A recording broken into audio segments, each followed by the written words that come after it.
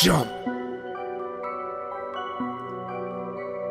Climb out on the roof, just jump, motherfucker, you a lazy little shit. Why not jump and just fucking quit? It's your own fault, boy, you never did enough, and now you're gonna pay for the fucking shit you say. Victim blaming, mental shaming, always bitching cause I'm gaming. But this shit now I'm proclaiming, and I'm aiming for the house of lies that you built on the hill of the dagger that you staggered my ass with. Now you haggard, I'm so aggroed, call your fucking son a faggot. Why so ragged, you a maggot? See $1 and just grab it from the mouth of the starving reprobate. So much hate, bitch, I needed an escape from the rape of my sanity. Humanity is drained from my motherfucking corpse as I hit the fucking dirt. All the fucking hurt and the shit I can't recall dies with me. All the shame and the failure, I'm a terror. Fuck my mirror, time to fix this fucking error.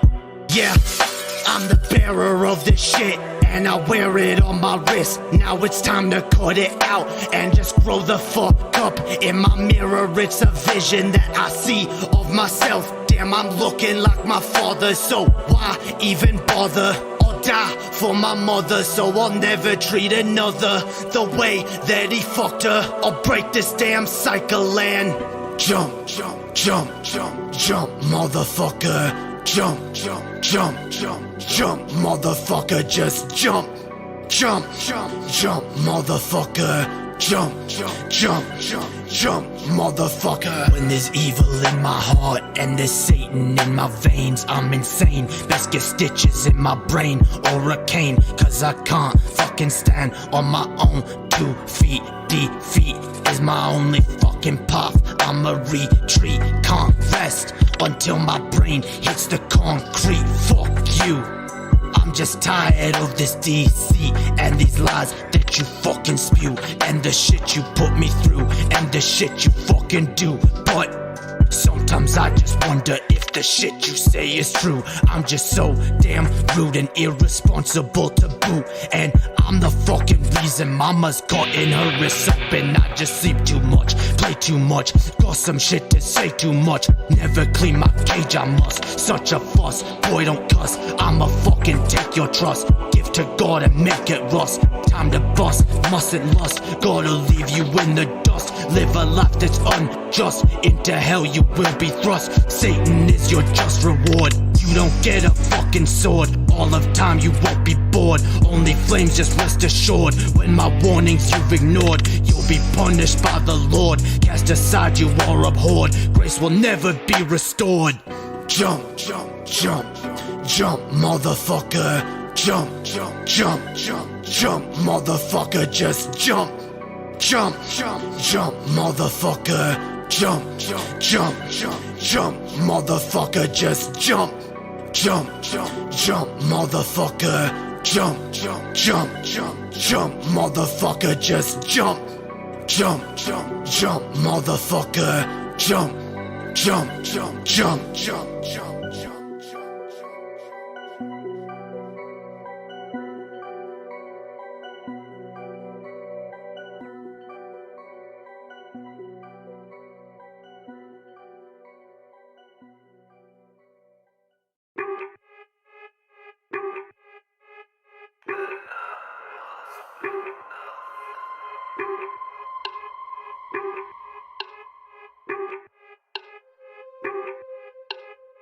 This shit got my fucking stomach in. Never eat a fucking again. Better pray for all my sin. I don't feel no pain again. Fucking quit, got my fucking stomach in. I don't need a fucking again. Suffer now for all my sin. Never feel no pain again. If I'm what I eat, then I must be nothing. If I'm what I eat, then I must be nothing. If I'm what I eat, then I must be nothing. If I'm what I eat, then I must be nothing.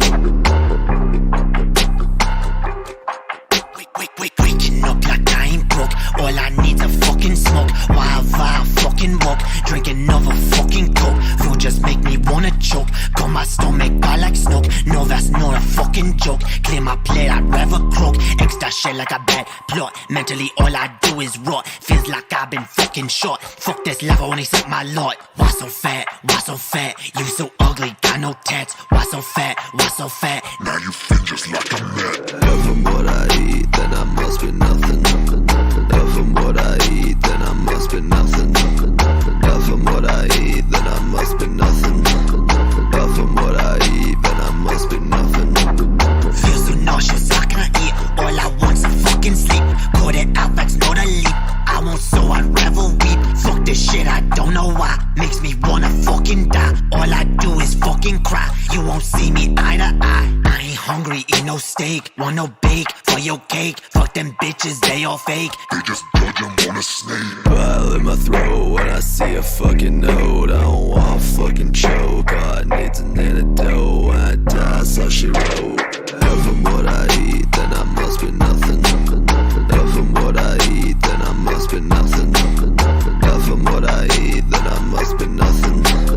If I'm what I eat, then I must be nothing.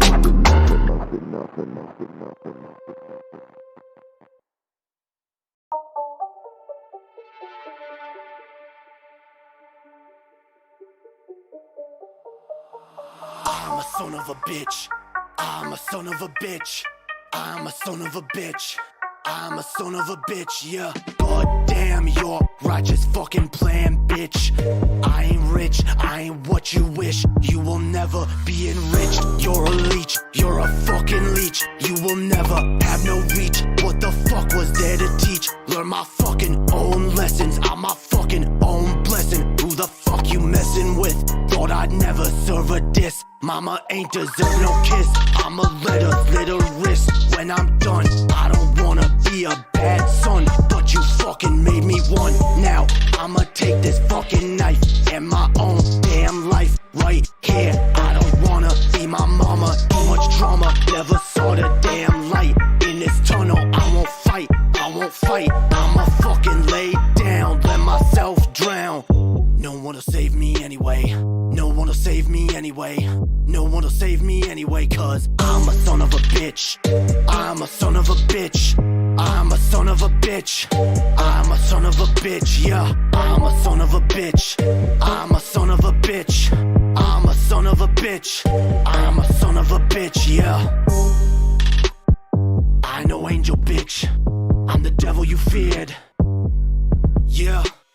Why in the fuck did I leave? Why in my absence you grieve? Why can't my pain you perceive? Cause your own lies you believe. Didn't know you would conceive. The son of Satan deceived. I'ma take my fucking cleaver at your stomach fall. Make that shit mine, for that shit you fucking stole. I'ma take back my control. Get me out of fucking hole. What the fuck, I got no goal. Getting high, pay the toll. Like my mama gave a soul. For them pills and these demons, I can't even see my veins. Kids are driving me insane. I'ma cut this damn pain with my baby in my arms. Won't be sounding no alarms. Slip my wrist and I'm gone. Yeah, no one will save me anyway. No one will save me anyway. No one will save me anyway. No one will save me anyway, cause I'm a son of a bitch. I'm a son of a bitch. I'm a son of a bitch. I'm a son of a bitch, yeah. I'm a son of a bitch. I'm a son of a bitch. I'm a son of a bitch. I'm a son of a bitch, yeah.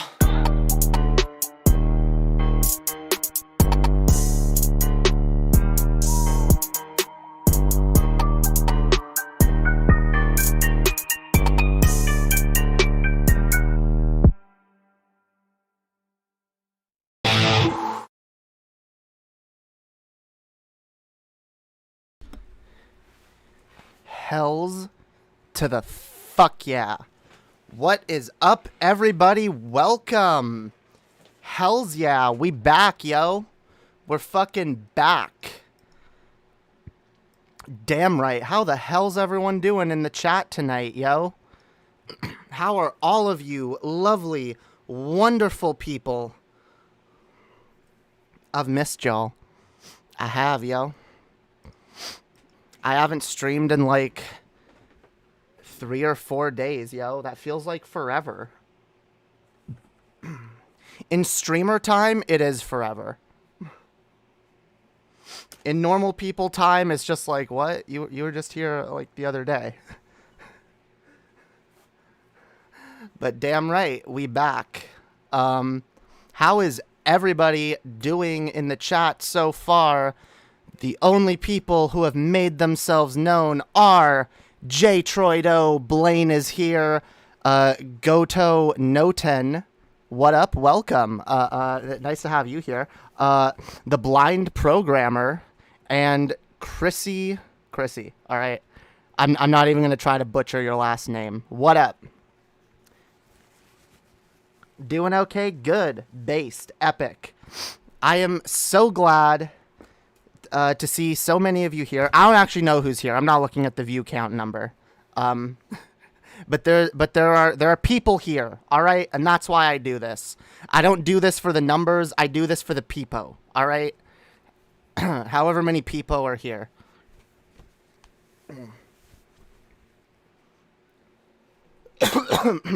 And we have fun. Yeah, we have a fun fucking time.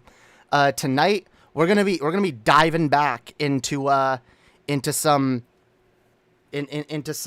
Matt Walsh. We haven't watched Matt Walsh in a while. That'll be fun. Also, I will be looking at memes. If anyone wants to post memes in the Discord throughout this show, I will be looking at them a little bit later. All right, we have 2 categories. We got a category for memes. Try to post your best memes in there. You know, good memes, dank memes, based memes. Dare I even say? And then we have a channel for stupid memes. So, you know, like hashtag the right can't meme type stuff, you know? Y'all know, all right? And, yeah, we'll have a meme segment later if we get enough of those posted in there. Here, I should, like, get my ass on camera. I'm not, like... I'm not, like, rushing to get changed or anything. Because, like, okay, like, I was like, wearing, like, layers and shit.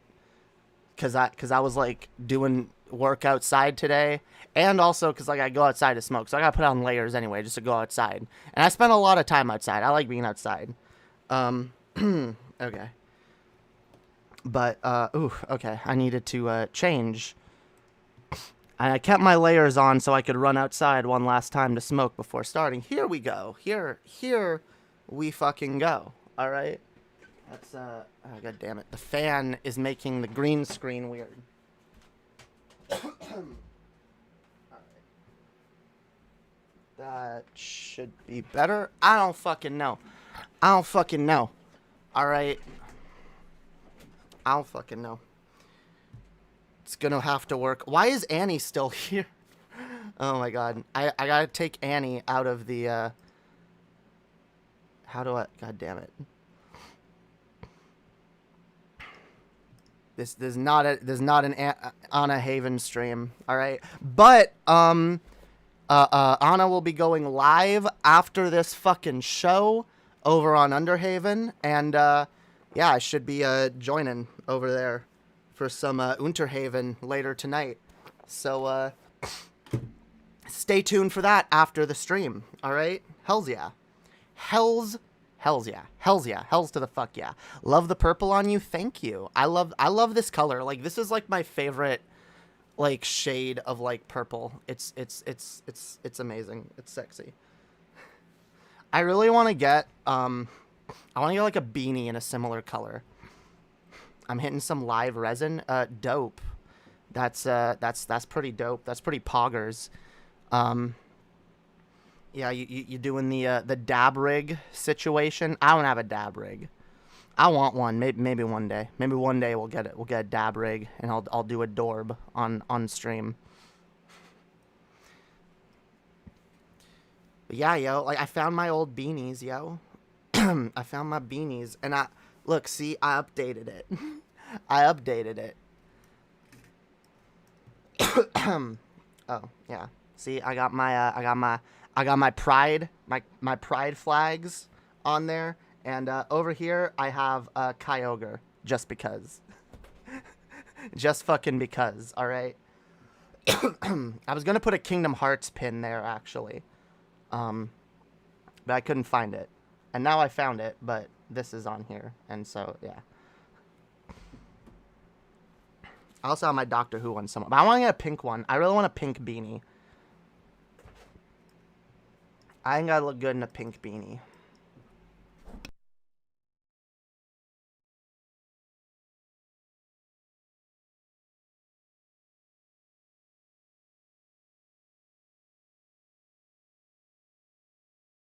Alright. Whatever. No, this one is bad. God damn it. Why do I always, like, lose... I have, like, 20 lipsticks, but only, like, 5 of them are any good. Like, most of them are shitty, like, dollar store I mean, most of them are from the dollar store, but, like, I was experimenting, okay? Because some brands at the dollar store are decent, and some are absolutely not. So you gotta experiment, alright? Jamie, when are you going on Vosh's show? Stay tuned. Stay tuned, alright? We just gotta believe hard enough, guys. If we believe hard enough, it'll happen, okay? We gotta have that hopium, okay? If we can hopium, if we can have enough hopium for it to happen, it will happen, alright?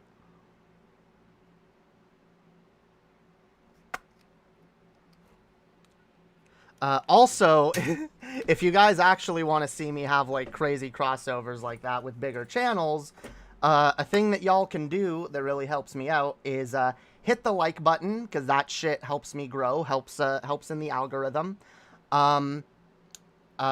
Share, okay? Share this content all over the goddamn world. Everywhere, okay, from sea to shining sea, to every fucking corner of the planet, all right? Everyone should know of Lady Hopium, all right? Let your friends know, let your enemies know, let your fucking dog groomer know, all right? Share me in all your little fucking Facebook groups and Discord groups and what the fuck ever, all right? Spread the word of Hopium, and the Hopium will fucking grow, all right? I know we have what it takes, guys. I know we have what it takes. You and me together, all right? We're gonna do this together, because we can't do this any other way, all right? We can't grow on YouTube any other way. It's got to be together, all right? The fans are just as important a part of this as I am, or any other fucking content creator, all right? So don't forget that. Don't sell yourselves short.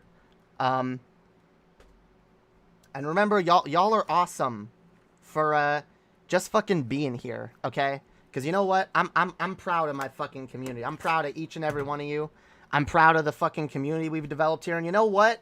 I'm proud of anybody who comes around here, sees what we've got going on, and is like, yeah, I like this vibe.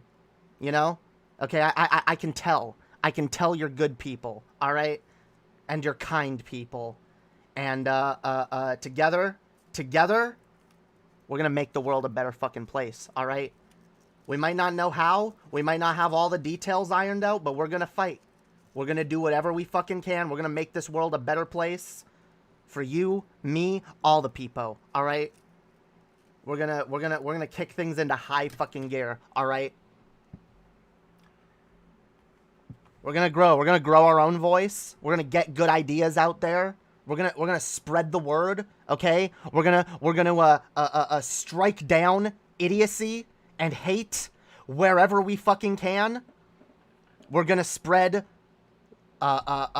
logic, critical thinking, and hope. Charitability, all right, as well. Also a good thing, okay? Can't forget the charitability. Need that dose of charitability along with your hopium, okay? But we also gotta remember, y'all, okay? Nobody's overdosing on hopium, because you can't overdose on hopium. We gotta be realistic. We're gonna talk about things sometimes that are you know, not as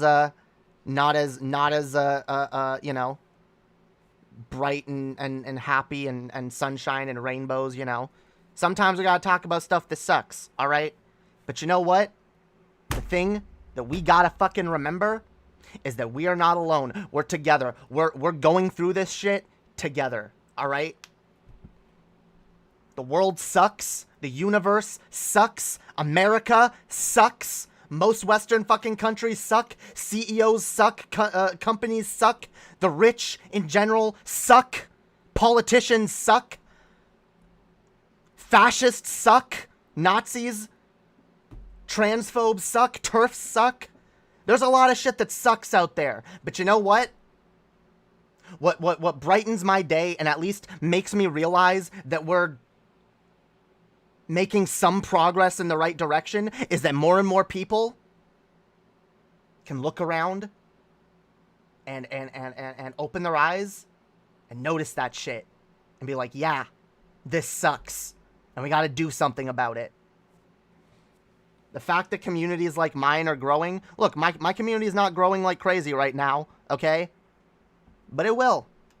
It will. We gotta put the work in, all right? I gotta put the work in. We gotta kick shit into high gear over here, all right? No more wasting time with vacuous doomer debating, all right? Holy fuck. No more wasting time, okay? Trying to argue with brick walls who clearly feel much more comfortable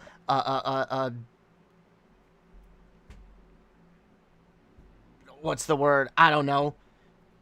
Fucking burying themselves in under a pile of cynicism.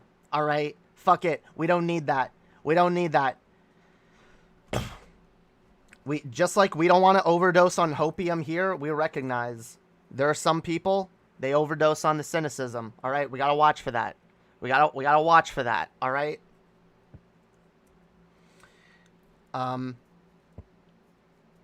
Because a lot of people that's the thing. All right? I want to make something clear right now. All right? I feel like some people have misunderstood the name that I gave my channel, the Hopium or Lady Hopium, sorry. Because I know what goes through some people's minds when they hear Lady Hopium or the Hopium Den or, you know, Jamie with her Hopium bullshit, all right? What they think of is people getting high as fuck off of like an opiate, you know?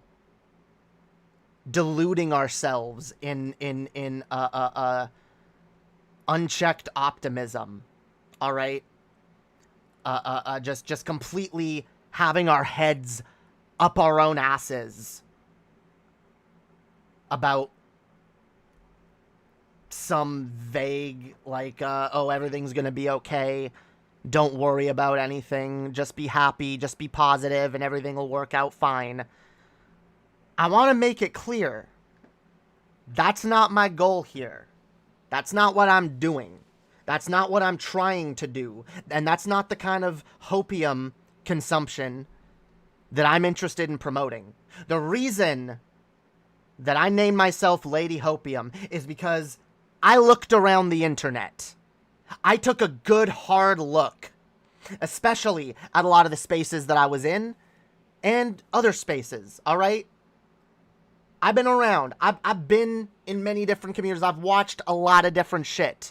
I've been around YouTube for a good long time. And one of the things that I noticed more than anything is people so wrapped up in hardcore, pessimistic, cynical fucking doomerism.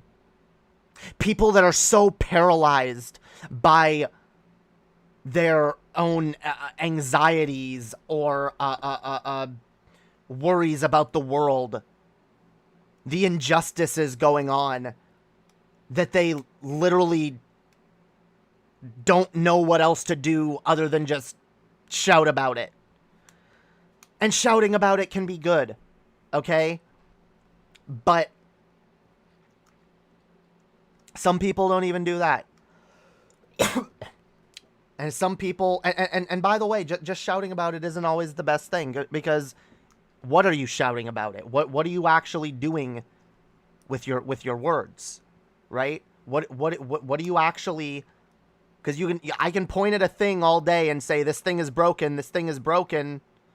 Guys, look at this gear on this machine, this thing, it's broken, guys, it's broken. It's broken.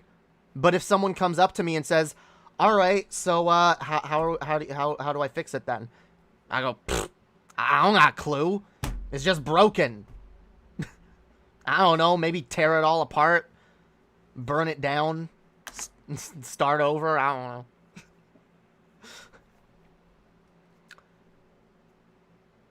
I'm trying to speak to people that, because I understand the cynicism.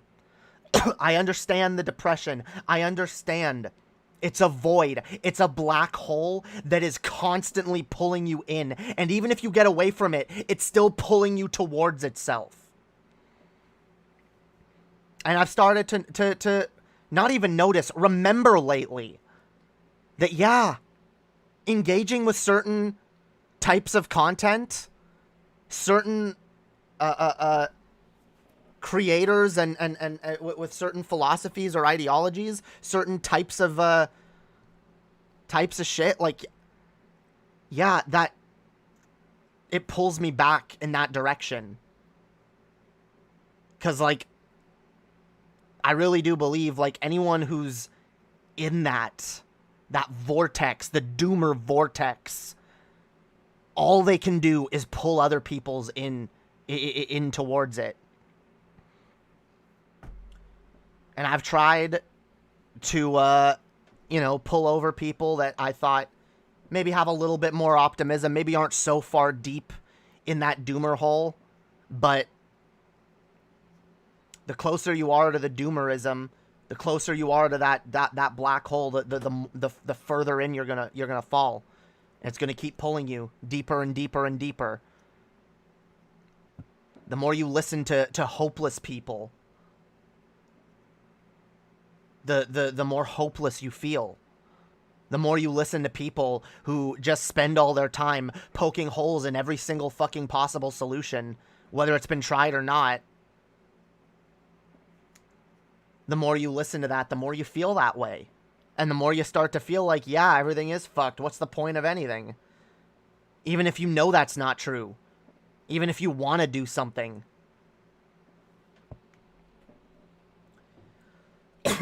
So, I want to make it clear, guys. I'm under no delusions. We've got some fucking fights ahead of us, okay? We've got a lot of work to do and a lot of struggles and upheavals ahead of us.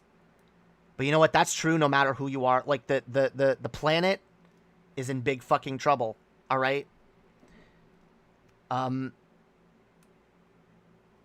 A lot of people, depending on who you are, depending on how you identify or how what you're sexually attracted to, a lot of people are facing the loss of their civil rights. And fascist hate-fueled fascist rhetoric is still being spread like wildfire. We've gotta do what we can to stem that tide. We gotta keep... At the end of the day, I know there's a lot of people that have disagreements with certain other streamers, certain other types of content creators, you know, who, regardless of whether or not they are really effective at pulling people over and changing minds and hearts and ideas,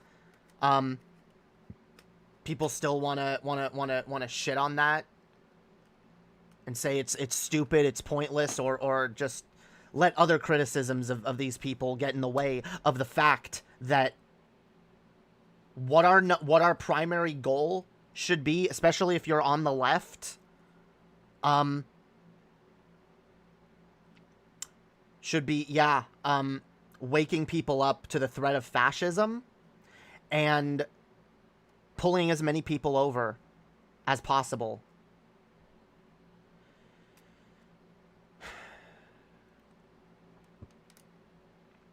I've never been a violent person. I've always liked heroes that can talk their way out of a problem rather than just use violence to solve everything. I mean, in some stories it's necessary. In some cases in real life it's necessary. But like, it's one of the reasons I love Doctor Who so much. The Doctor is a hero that fights his battles with words and with his brain. He doesn't go in with a weapon. He never carries a gun or anything but a fucking sonic screwdriver, because at the end of the day, the Doctor wins his wars with words and with his mind. And I think that's amazing. And I think that's what we should all be learning to do. Because the funny thing,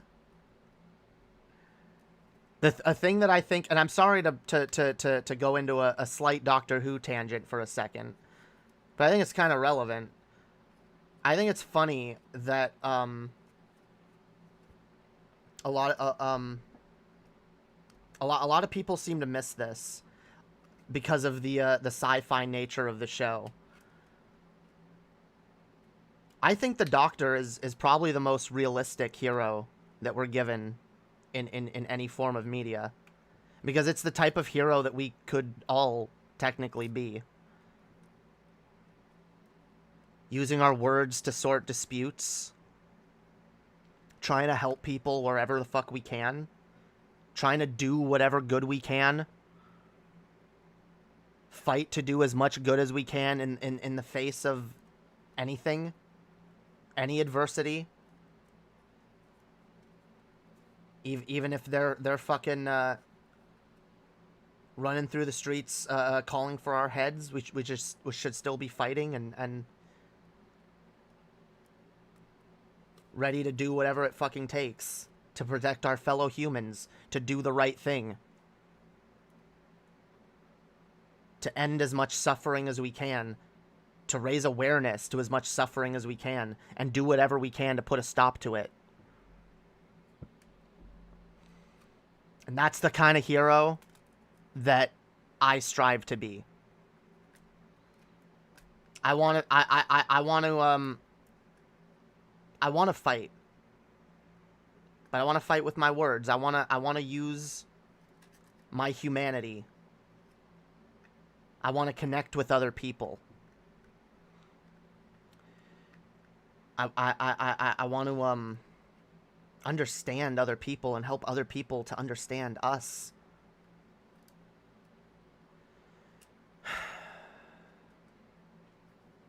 I want to make the world a better place.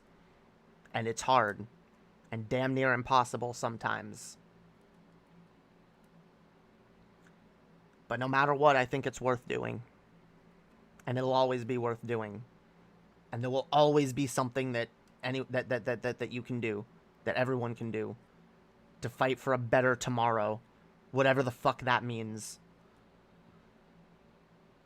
And so that's why I've themed and branded myself around Hopium, because I looked around the internet and I saw it sorely lacking.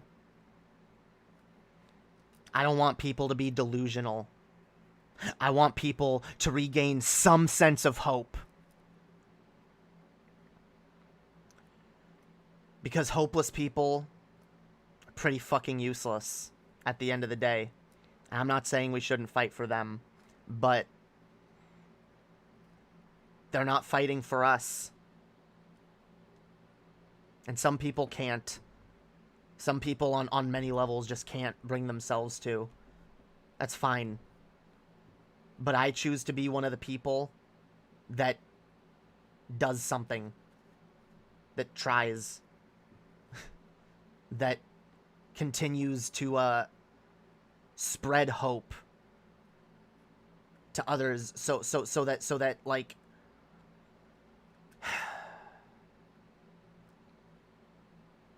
so that people have a willingness to fight. to do something, to try to affect change.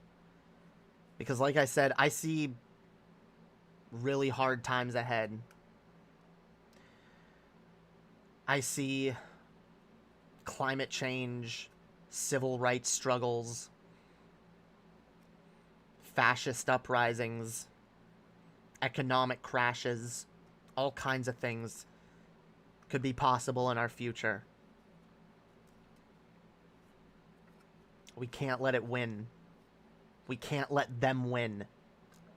We can't let those who in power.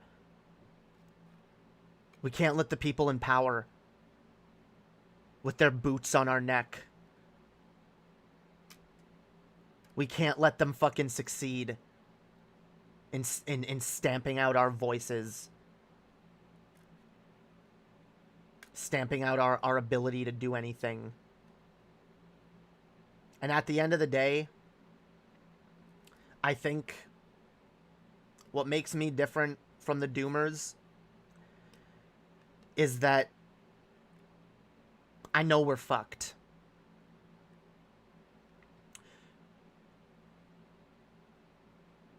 But I don't believe it's hopeless. And I don't want others to believe it's hopeless. Yeah, I care about optics a little bit. Because I think we should be trying to pull people over. I think we should be trying to show people that we're reasonable. The things we're advocating for are reasonable. I think that's a good thing. And I think doing whatever we fucking can to maximize that is a good thing.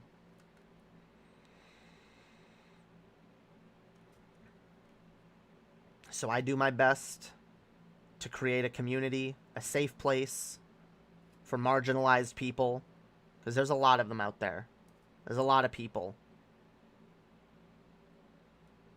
And some people don't view that as being as important, but I do. Because I know what it's like to be a marginalized person with seemingly no place to go. No safe place. I want my community to be a safe place. Yeah, safe spaces, scary, SJW, free speech, destroying, whatever. Do you know why safe spaces are necessary, guys? It's real simple. It's real fucking simple. It's because most of the world isn't. It's funny, it's the same answer to why is it Black Lives Matter? Why do they say Black Lives Matter? Because as far as our society is concerned, they don't.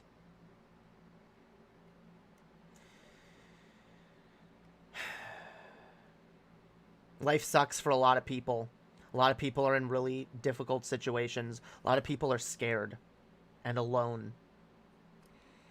And in a time when we have the ability to be more connected than ever before with so many fucking people, we have the resources to connect with other people and build communities and take care of each other. We don't.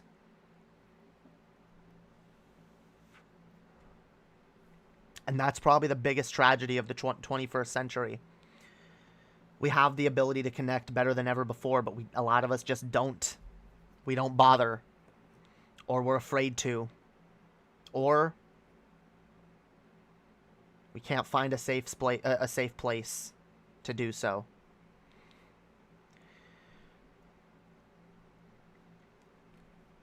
I want to build a community here. Someone, I don't know why. I was looking at the comment section for that conversation I had with TJ on his channel. Again, I don't know why I torture myself sometimes. I'm an idiot, a bit of a masochist some days, all right? But I found it funny. Someone called out the fact that I said I want to build a community for myself. And they were like, oh, there you go. Classic cult-like rhetoric. Like, what? Let me make it clear to anyone who misunderstands me. I want to build a community that I can be a part of. I don't want to be on top or in control of any fucking community. All right? Which is why around here I take criticism from my audience, and I constantly tell people to challenge me. And I've even left an open invitation if anyone wants to go through any of my old content and send me something with a timestamp and be like, here's something you said that is problematic. Even if it's recent content. If you have something that I said that you think is a problem that I should address, I will do so. Because I want a community that at the end of the day, and this is the thing about community. When I say community, I don't mean a dictatorship, a cult. I hate the fact that communes have been poisoned by the idea of cults. So now whenever anyone thinks commune, they think Waco. When that's not even what a commune is. A commune isn't a cult. Those are literally two different things, right?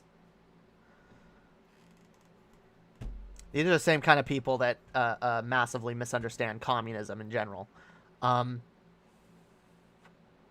It's not about people being in control. It's not about people being on top. I want to be accountable to my community. I want to be accountable to everybody who hears my voice. Now, will I curate some chat content and whatnot? Of course I will. Like, I'm also responsible for what gets platformed on my platform, right? But what I want to build is a community, people. I want to get to know more people. I want to expand this community and build relationships with other communities.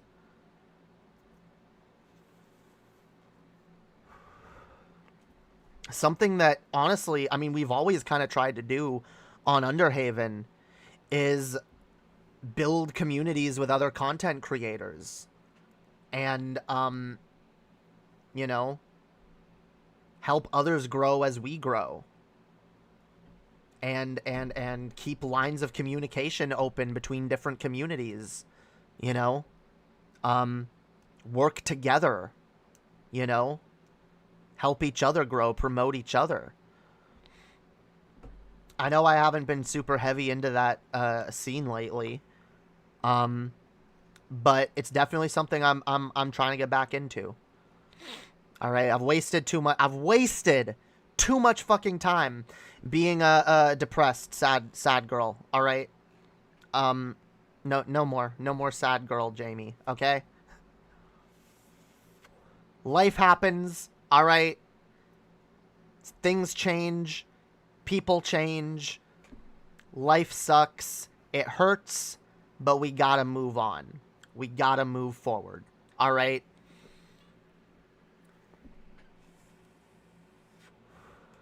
And at the end of the day, one of the things that I remember most, one of the things that I realize most about my depression that I've been going through is that I feel lonely. And so I withdraw from my community that I've built. I withdraw from other communities that I'm a part of to deal with my depression, which is rooted in me feeling lonely. So what I'm actually doing is counterproductive. And I've known it was counterproductive for a while, but sometimes it takes a while between knowing something's counterproductive and actually being able to change that thing effectively.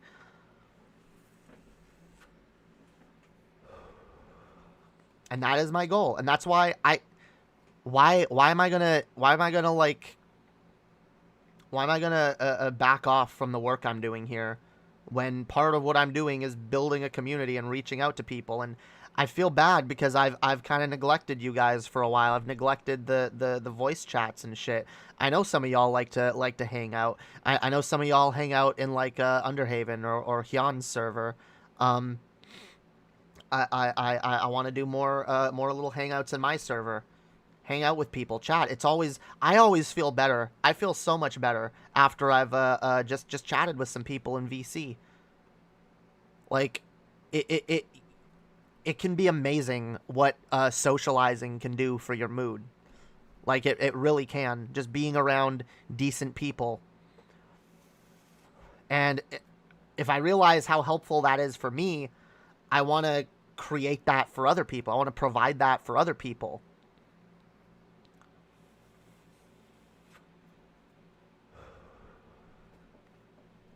So, yeah, we gotta get to work here. We gotta start building up lines of communication. All right, that's our number one goal right now.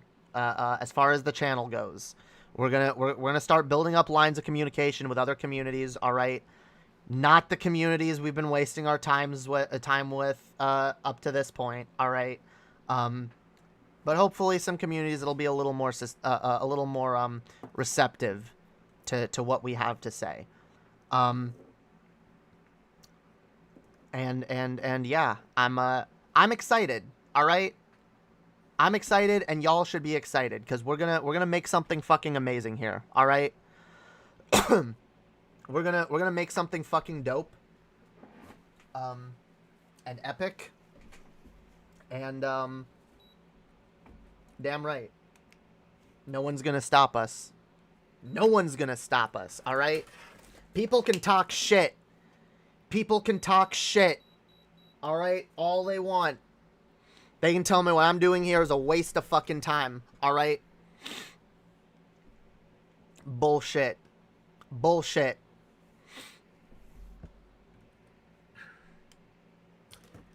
Because I know already so many of you out there have, like, told me that something I've said has been helpful in one way or another. Or those of you that just enjoy my content. I know some of y'all have heard me talking about things and felt less alone. That's my goal. I want us to be able to talk about things, difficult things that don't get talked about. That's my other goal. I want to start conversations. We gotta do this shit, all right? And some people might think that all of this is a waste of time. All right, fine. I guess you go waste your time and I'll waste mine. All right. And we can each concern ourselves with our own time. Right? Right. Exactly. Based. Red-pilled. Epic. Truthfully, I doubt I'd still be around if it wasn't for having a supportive community. Yeah, it can be life-saving for some people. All right. I honestly, I don't know where I'd be if it wasn't for some of y'all out there. Cause like, when I came back here, like I said before I left New Mexico, I was imagining like leaving there being the end of my life. And I couldn't almost imagine ever, you know, having that change occur. But then it did. And I came back here and I didn't have one person that I used to always rely on, but I had a ton of others. A ton of other fucking people. And I had a community and a chat and people who reminded me that what I'm doing is not a waste of fucking time. And that there is value in me as a person. And if there's value in me, there's definitely value in the rest of you. All right? We all have fucking value. And we can't waste that shit. We cannot waste the value of human life. It is so fucking important. We can't waste our own potentials. And we can't waste the potentials of others. We have to do what we can. We have to teach people. We have to spread knowledge. We have to learn. We have to educate ourselves. We have to be prepared to learn and grow. And then pass that knowledge on to others. Because that's how we change the world. That's how we change people. That's how we change society, ideas, attitudes.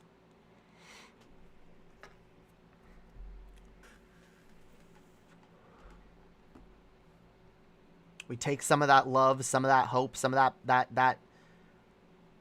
that positivity that we want to see in the world, and we pay it forward.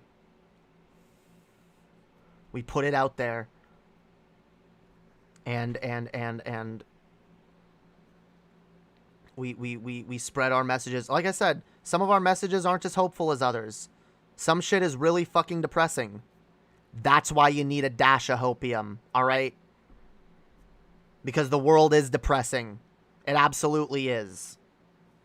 It sucks. Like I said, climate crisis, economic crisis.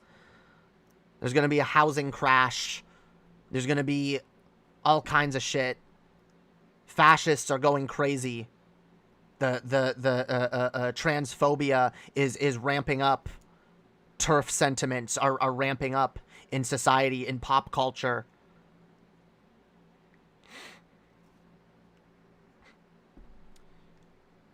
Literal, yeah, we all know, literal, I guess, people advocating for trans genocide on, being platformed on the BBC, and then they say nothing about it.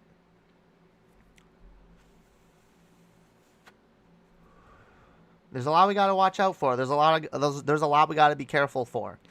All right? But if we don't have hope, we're already done. We've already lost. Right?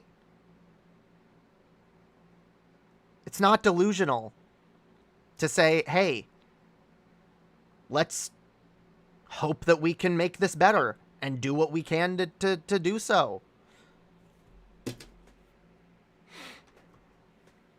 Yo, what up, Bethy? Hells yeah. I think the best way to grow in regards to empathy is to focus on art. Trying to understand people's most intimate creations expands our capacity to love and understand all people. I do agree with that to an extent. Yeah, I have definitely understood people and felt people's pain and learned to empathize. In fact, through a lot of forms of art, definitely through music, through storytelling, through like, you know, you learn to empathize with people's experiences, like through media. Like a good example, the show Orange is the New Black, which I've been rewatching lately, binging, gives you a really good depiction of actually a lot of groups, women in general, especially women in prison, prisoners in general. Gives you a good view of what it's like to be a trans person, especially trans person in prison. There's another minority. Black trans person in prison. There's another minority. Black people. There's another minority. Like, if you watch this and try to empathize with the stories, try to put yourselves in the shoes of these characters and what's happening to them, you start to view these people less as dangerous criminals that deserve to be locked up and more as people. And that's the goal. And yes, art can be amazing at doing that. Which is why I think like art that depicts emotion and that depicts one's pain or one's experiences is the best kind of art.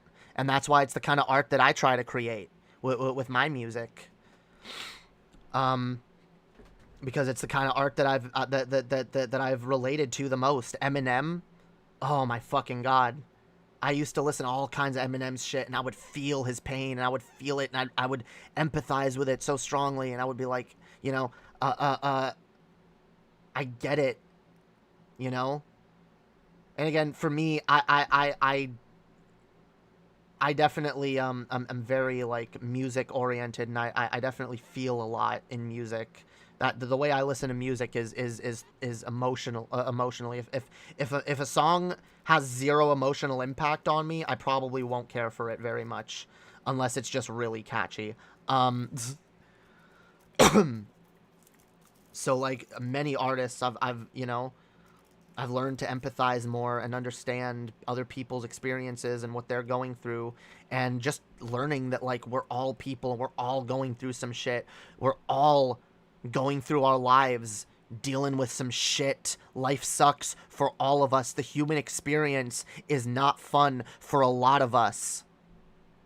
So why the fuck aren't we recognizing that we should be that we should all be in this together, rather than being tribalists, being a bunch of tribalistic dumb fucks, otherizing each other, dehumanizing each other, so we can so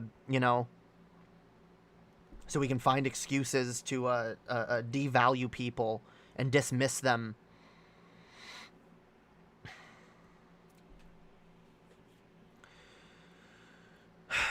Empathy is so important. And not enough people have it. And it's sad, because without without an increase in empathy, our society is doomed. And I do believe we're capable of it, by the way. I mean, we do it frequently. There's tons of groups that, are really marginalized, and people become more and more empathetic with them in their struggles as time goes on. But empathy is a luxury sometimes. In what way? You have to give me an example of a time when empathy is a luxury that you can't afford.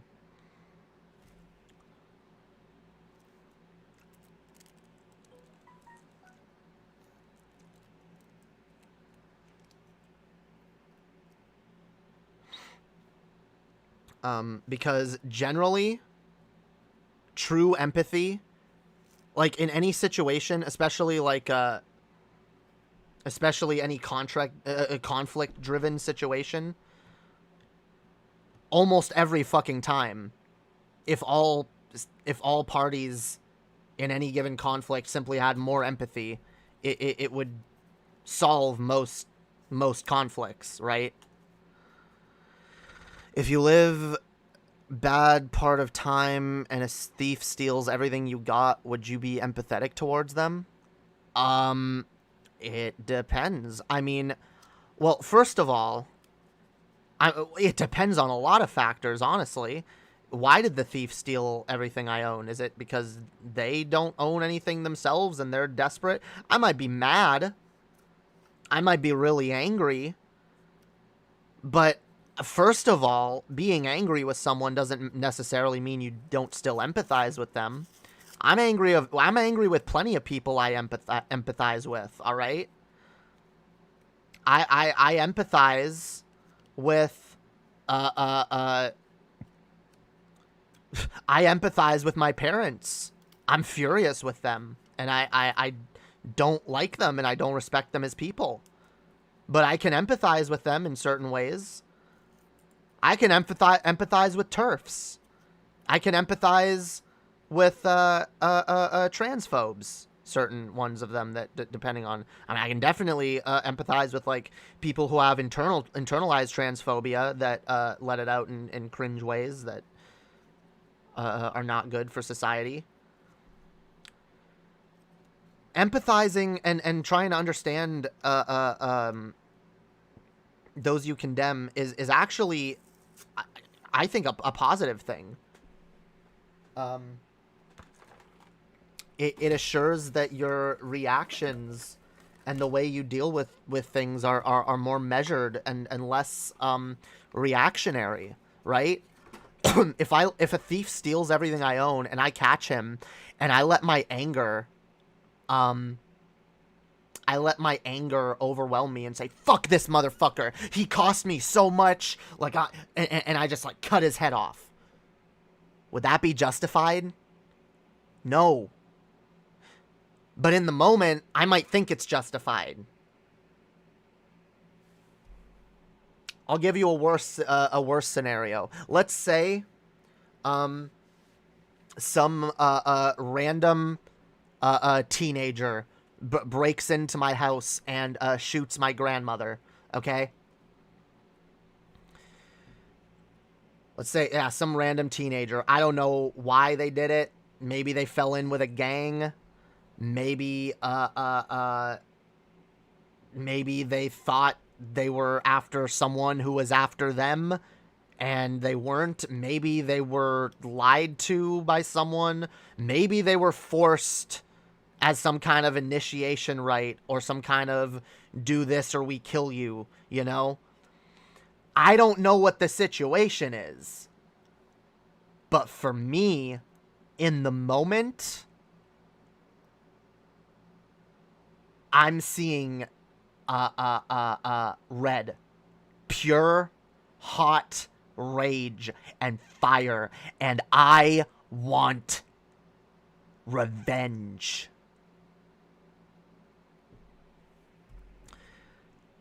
Is that healthy to give into? Is it justified? Let's say they shoot, right? And then they drop their gun. Clearly scared. They're just like, what did I do? Maybe they broke in because they thought like they cased the joint. You know, they thought, hey, this is a rich house or something, which I don't know how anyone would think that of my house, but maybe they did, and they're like, yeah, okay, there's a lot of shit here that we could steal. Oh, that'd be dope. Oh, we're gonna, you know, I'll be able to feed my family for the next 3 months after this hit, you know, and no one will be home. You know, we just have the gun for protection. It's fine. And then they come in, and then they realize, oh no, people are home, and then they shoot out of fear. Again, it's not good. I'm not happy with the person, and oh, I definitely want them caught and punished in some way. But if I'm honest with myself in the long run, I don't want an eye for an eye justice. And if I were in that moment to act out my desire for revenge, it's something I would regret for the rest of my life. Because here's something that they don't tell you about empathy. Well, yeah. Did you know a lot of killers experience empathy? You know a lot of killers like cannot live with themselves once they realize that they've taken another human life. I'm not saying all of them do.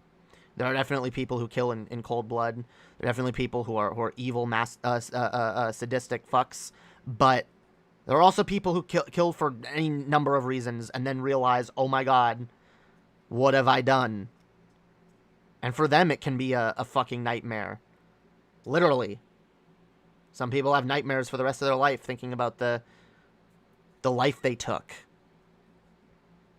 And I can empathize with that while still saying, no, you're a piece of shit, and you definitely need to be removed from society, and something needs to be done about you. But I can say that while recognizing you're still a fucking human being. And I want you ultimately to get better. I can look at a human being that's committed murder and say, I view what you've done as deplorable. But I don't view anything really as unforgivable. Very, very few things are, like, in my mind, like, completely, like, unforgivable. You can never come back. I feel like most people... Yes, there are soulless sociopaths out there. Yes, okay? There are people without a shred of empathy, and we definitely should watch out for them, okay? But I want people to be better. If I see someone who's a murderer, who's a criminal, who's whatever, who's done whatever horrible thing, what I think of first is not, how do we punish this person? How do we make them pay? What I think is, how do we rehabilitate this person? How do we reintroduce this person into society? How do we fix this clearly very broken human being? Because I know we can. I know people have come back from being literal killers. People have been rehabilitated. Problem is, our system doesn't really make it easy for people to do so. We have a system that pulls people further and further back into crime. The more they, you know, like you go to jail for committing a crime, and then in jail, you basically have to commit a ton of crimes in order to survive, or at least a few crimes. And it just escalates. You get worse and worse. You become a more hardened criminal. You justify breaking the law more and more because you're already down the rabbit hole, and things can't possibly get any worse for you.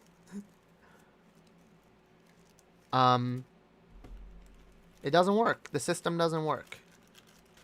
So in all areas, I am for rehabilitative justice before punitive justice, before retributive justice, all the way. Okay, all the fucking way.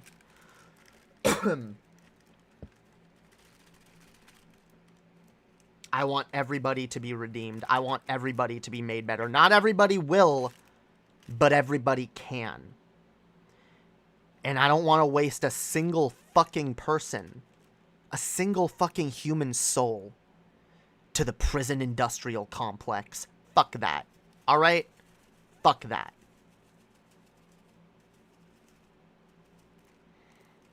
If I had, I'll be honest, and and look, if this actually happened in real life, someone broke in and shot my grandmother, like, I might in the moment be saying some very different things. But overall, especially like once I got over those emotions, those knee-jerk emotions, I definitely would want, if I was being consistent with myself, I wouldn't want that person thrown into jail. I would want that person thrown into a criminal rehabilitation center, kind of like what they have in, what is it, Finland? I know some of the European and Nordic countries have, like, actual prison criminal rehabilitation, and it actually works. They remove people from society, but instead of locking them in a cage with a bunch of other criminals and depriving them from all their rights, they give them certain rights, and they give them shit like therapy, and like community service and shit, and they get to work through their issues, their whatever led them to committing those crimes, and become better people, become more productive members of society. We know this is effective.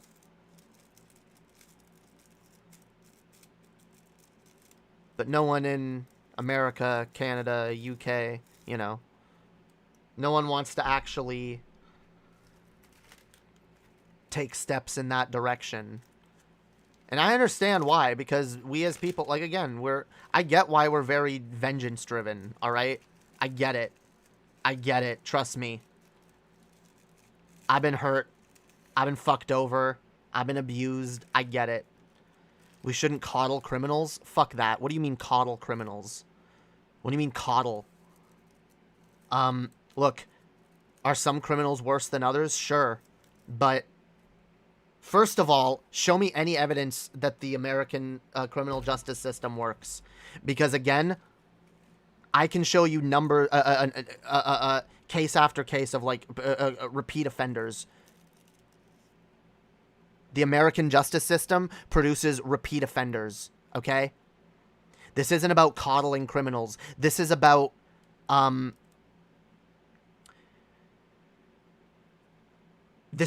helping to actually make people better, okay? This is about actually addressing the problems that cause crime. Prison is a band-aid issue. Rehabilitation and therapy are solutions that get to the root of the problem, okay? And that's what we need to do. We need to be getting to the root of this problem. Not just locking people in cages and expecting that to fix them, because they'll be so scared. Oh no, I'd better not commit more crimes or I'll come back here. Except a lot of people, a lot of people in prison, they resign themselves to that. They're just like, well, I'm going to end up back here anyway. You mentioned career criminals earlier. Yeah. Some people, really just, oh my God, you're making me sick, dude. Let me finish my previous thought before I get to that. Fuck, what was I saying? Oh, yeah, you mentioned career criminals. Why do you think some people become career criminals? Because they realize there's nothing else for them. There's nothing else. Especially, again, you're black, grown up in the projects, fucking, you know, single mother with like 3 or 4 other fucking siblings, barely able to put fucking food on the table. And you go to a shitty school with a shitty education system where you don't even learn shit because everything is underfunded. So you drop out and do what everyone else in the neighborhood is doing. Sling crack. Because that's the best way you can help provide for your fucking family. Then you end up in jail. And you end up, again, being made worse. You end up committing more crimes. You end up getting involved with worse people. You end up justifying worse shit. Until you get out of jail and most of these people end up going right back inside. Right back inside. Who the hell will... Oh, don't even start with me. Who the hell will work for minimum wage if you give every prisoner a house, a free meal, a stress-free... First of all... Okay, wait. First of all... You know nothing about prison if you're going to call it a stress-free environment. You realize, by the way, prisoners... Most prisoners, especially in private prisons, actually have to work.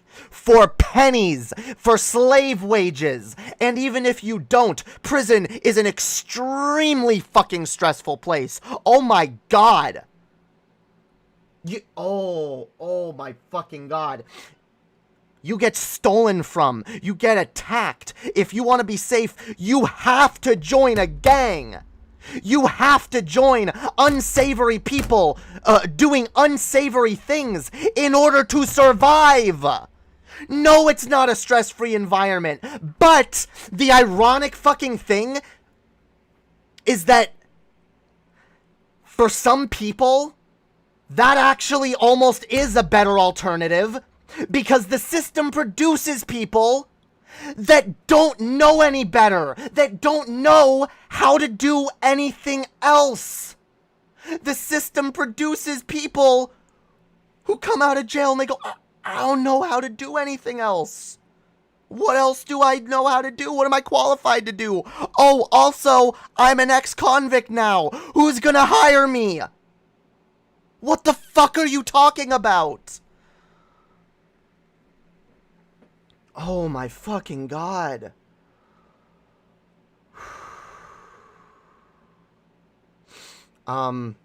Also, you said earlier we shouldn't be giving them luxury.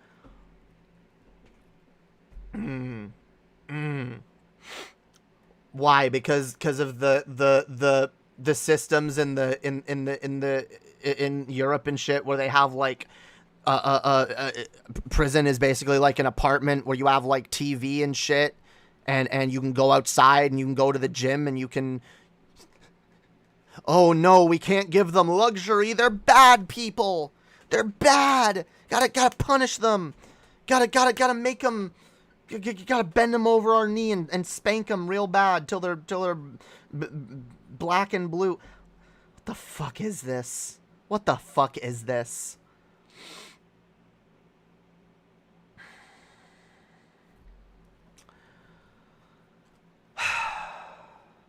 I'm trying not to lose my cool. This shit, look, I get passionate about this shit. And, sometimes when people are really ignorant on this stuff, it makes me mad. Because it really fucking frustrates me how blind some people are. Oh my fucking God. Calling prison a stress-free environment? Oh my fucking God. It's not. It's a nightmare. But you know what? That's the sad thing. For some people, it's a preferable nightmare to what they're forced to deal with on the outside. Again, especially if you have ex-convict permanently forever stamped next to your name.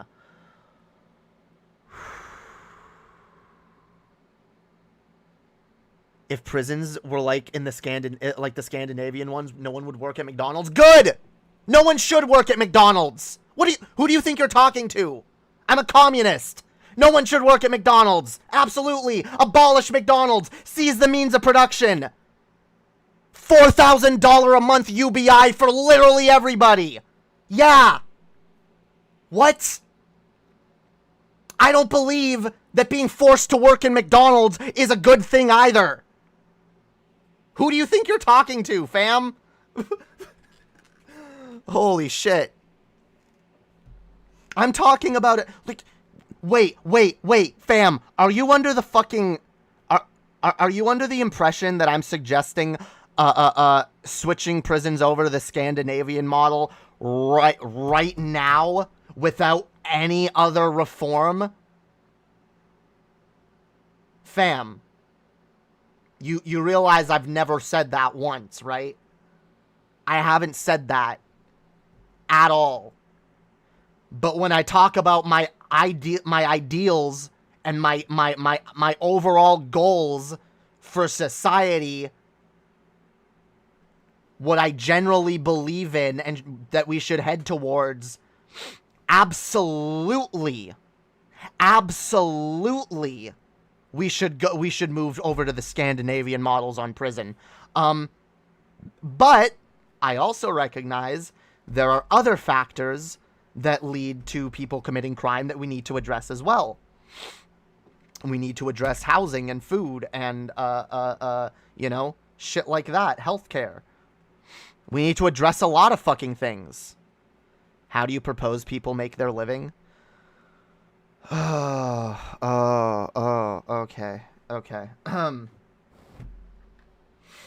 Sorry, that just, okay. I forget sometimes that some people are not exposed to the same, information and rhetoric as I am. So it feels like a really small-minded question, but I have to remember that not everybody is there yet. Okay. How do I explain this? First of all, there's a number of solutions. There's a number of ideas on how society could function post-capitalism. There's also a lot of solutions for how society could function with capitalism. Now, the most obvious solution with capitalism is, well, first of all, we already know everything's getting automated anyway. Ideally, we'd have a system where most shit is automated and most people benefit from the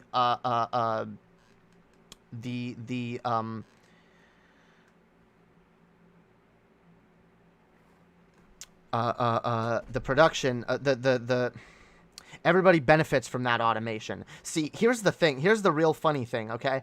If we wanted to right now, we could probably create a fully automated society a mostly automated society. We'd still need teachers, social workers, doctors, but those are all very important fields that I definitely think we need more people to go into, which is why we need free college and free education so that everybody can be able to pursue those fields where there will always be work. There will always be certain fields where we just need people. But the fact is, we have a very large population, and the fact is, not everybody needs to work.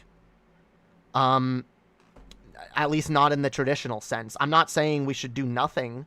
As society progresses, there can be many ways that human beings can find to contribute to society in many other ways, which is also one of the reasons why I propose more communal measures. Building communities. In theory, though, yeah, we could have like most of the menial jobs automated away, and a substantial UBI for every citizen. Again, since no one's labor is since the labor of the working class will no longer be needed to produce mass goods, the idea would be that, and this is why I advocate seizing the means of production in one way or another, because I worry that under the kind of capitalistic system that we have now, if the billionaires and CEOs and corporations automate everything, we won't see a piece of that. I advocate for some kind of collective ownership of the means of production, whatever that means. Maybe like in your local area, whatever factories are in your area, the profits of those factories go to you, the citizen, or that it all goes into some giant tax base UBI pot that is doled out to people so that they can survive. And then, of course, the people that would work, I would be for massively raising their salaries so that we would basically have, so everybody would basically have enough, everyone would be able to, especially because like everything's pretty much automated, so everyone can just go to the store and get food and whatever. But then people that are doctors or social workers or, whatever shit that we still need people to do, those people get paid a fuck ton, and those people would basically be like the new upper middle class, right? And then we wouldn't have an upper class above that, ideally. Except for maybe like, I don't know, politicians or whatever. But yeah, no, there's a lot of ideas. There's a lot of different, that's not the only, the only path forward, but there are many. What is your immigration policy? Oh my God. You keep saying policy, like as if I'm running for office and, advocating for, as if I'm running for office and these are the policies that I'm going to be trying to implement within the next, like, 4 to 8 years. My immigration policy, my policy on borders in general, is that I don't believe in them. Principally, I do not agree with borders. I don't agree with the idea of one human being arriving at a plot of land on this beautiful planet that belongs to all of us. I don't believe in someone going to some plot of land, drawing a line around it and saying, this is mine. This is mine. Everything within this line is mine. The people within this line are mine. Anyone who's born here is my citizen. They're not allowed to leave unless I say they are. And nobody who's born outside of this line can come inside of my line. I don't believe in that. I generally believe that is a immoral, unjustified, there's no justification for it in nature.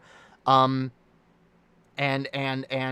based on my philosophical beliefs, I don't believe there's any philosophical justification. There's no justification for it, in my worldview, okay?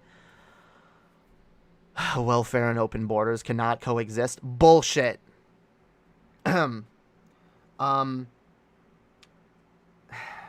Oh my fucking God. I love how, see, this is hilarious.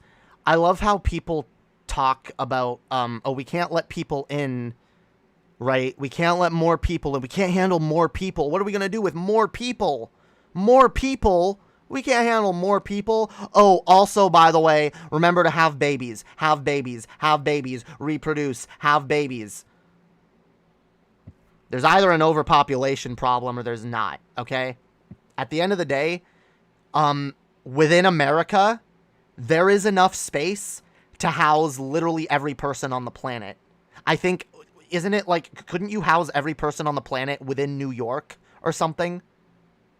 Right? It was something, I know one of the states, they were like, yeah, you could house every person on the planet.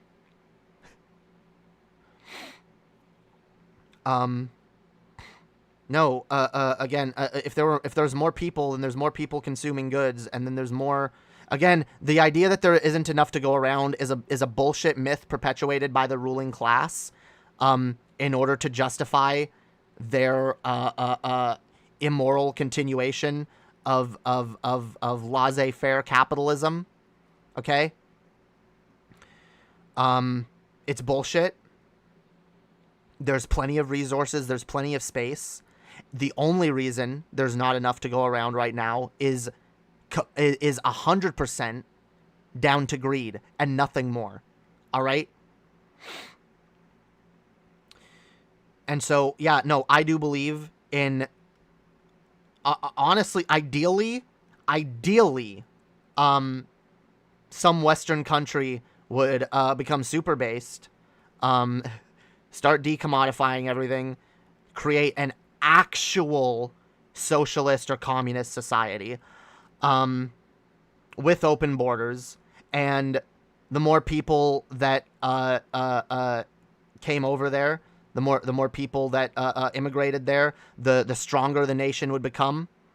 The more people there would be, the more power that nation would have, and it would basically become the dominant nation until either other countries fall or begin to adopt the same or similar policies. Because that's the thing. If one country has, if you have a really good welfare state with open borders, that's the thing. What is to stop people going from other countries at that point and just rushing over? At that point, the leaders of some of these other countries would have to start recognizing that. But yeah, again, this is all like idealistic hypotheticals, okay?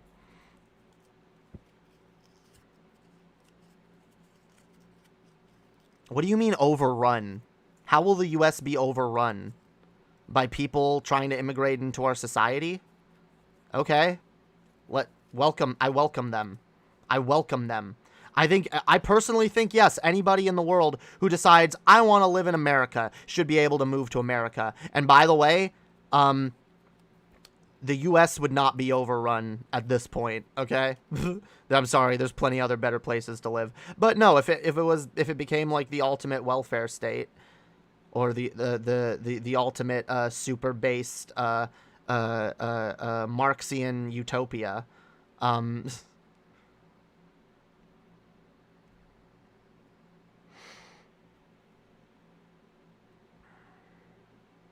human greed is natural, yes, but that doesn't mean we shouldn't fight against it. Welcome them under what conditions? Any conditions. Say, oh, I want to live here. I think personally, right now, yes, America, I think it could handle, okay, because fuck you, it doesn't have America's not a welfare state, okay. There's plenty of other places that people would rather go than America. But that's the thing. And by the way, again, if in America, and I'm using America as an example. It could be any country, but like, if America became the Marxian utopia that the rest of the world looked up to. Even still, I would be pro open borders, but even in America now, I'd say, yeah, let people live where they want. Let people. U.S. is the greatest nation on earth. Get the fuck out of here. The fuck out of here with that shit. You know that's not true. That's not even close to true. My God. I'm sorry. I was raised in Canada, and I've spent most of my life living in Canada. The 2.5, 3 years that I lived in the U.S., were a nightmare in a lot of ways. Okay, I absolutely had a lot harder time living there than I did here. Get out of here. There's a lot better shit here. Oh God. Okay. That's why I'm a market socialist and not a Marxist or an anarchist. I mean, market socialism is a step in the right direction, and it's a stopgap. But overall, like in the long run, I don't think markets are not necessary, okay? I do believe that we can find ways to move beyond the need for markets. But at this point, sure. Have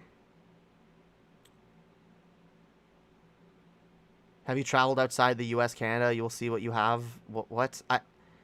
I've traveled to the U.S. No, I've not traveled outside the U.S. or Canada. But yes, I know how bad things are in other countries. Don't call me naive, by the way. That's really like insulting. Okay. Yes, I know what certain other countries are like. Trust me, I know how much of a hellhole certain other countries are for other people. That's why we should let them in, so that they can come here and make something of themselves. And again, that's what I was gonna say. In my ideal society, like I'm talking about, we would have this utopian Marxian whatever country would have a very strong education system, that people would come from all over the world to be educated, and get the fuck out of here. Communism is a failed ideology. You don't know what you're talking about.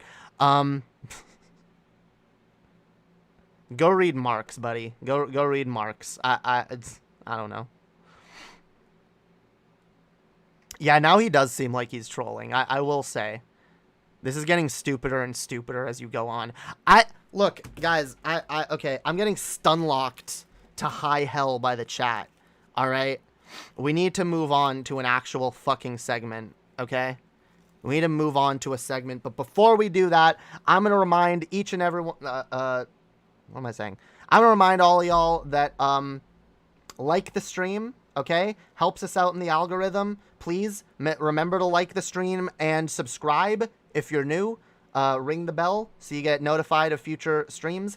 And if y'all want to support this shit, go donate in the description. We got a Streamlabs link. Really helps us out. Really helps me out. I definitely rely in a lot of ways in you guys' support. All right, you guys is what keeps me doing this. Okay.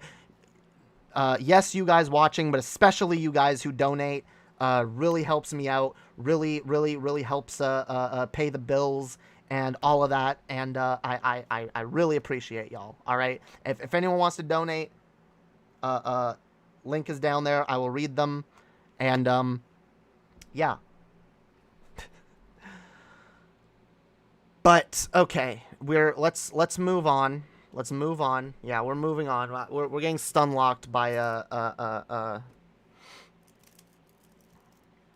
yeah, we're getting stunlocked by basically like, I don't know, McCarthyism, Red Scare nonsense, people who don't understand communism in the slightest, thinking that they know what, yeah, can critique it. Yeah. Anyway, okay. All right. Enough. Guys, no more in the chat. All right? It's done. New topic. Let's watch Matt Walsh, all right? Let's watch Matt Walsh.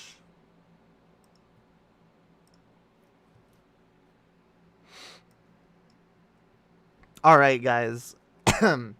We have a Matt Walsh video titled Feminist Claims That Women Regret Having Kids. Oh no, regretting having kids? That's the worst sin you can commit. I was literally raised to believe that is one of the worst things you could ever say. So yeah, let's hear this argument. Let's listen, guys. Let's do it. Let's go. No, we're not discussing the Rittenhouse trial. At least not now. All right? No. All right, let's go. Let's go. Oh, I should put headphones in so I can hear. Yeah. All right.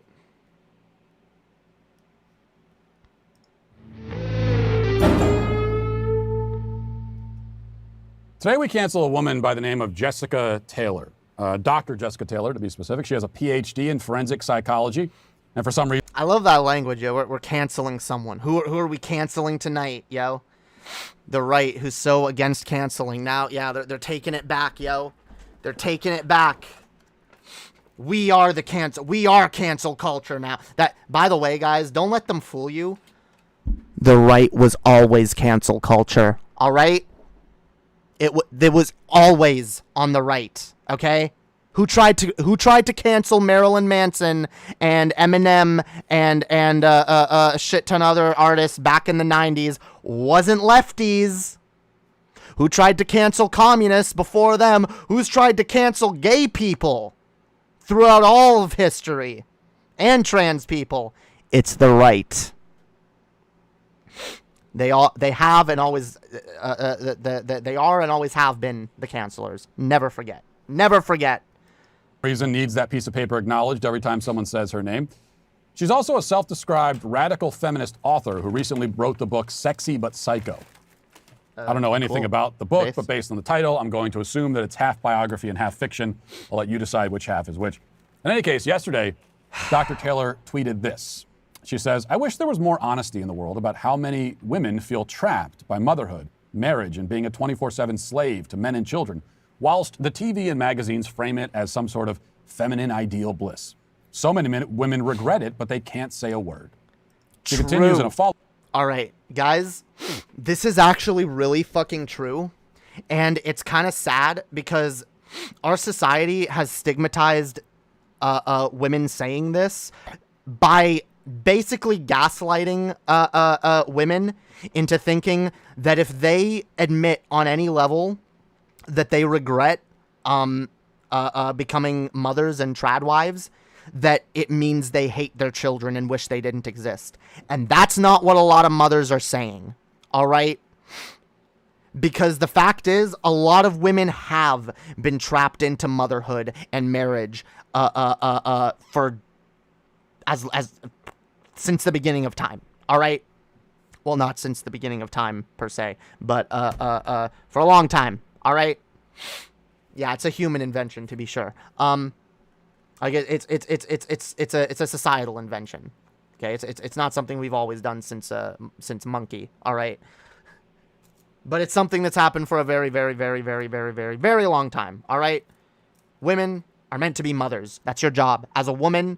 You're born with a vagina. Your job is to mother the next generation of people. You're a man. You're born with a pee-pee. Your job is to father the next generation and provide for your wife and children. That is it. That is your job. And that's the thing. Honestly, both people on both sides have been trapped, right? The patriarchal society that we live under has definitely trapped a lot of people, men and women, and yeah, LGBTQ plus people as well, even more. But specifically, if we're going to talk about like cis people, which are majority still for the time being, all right.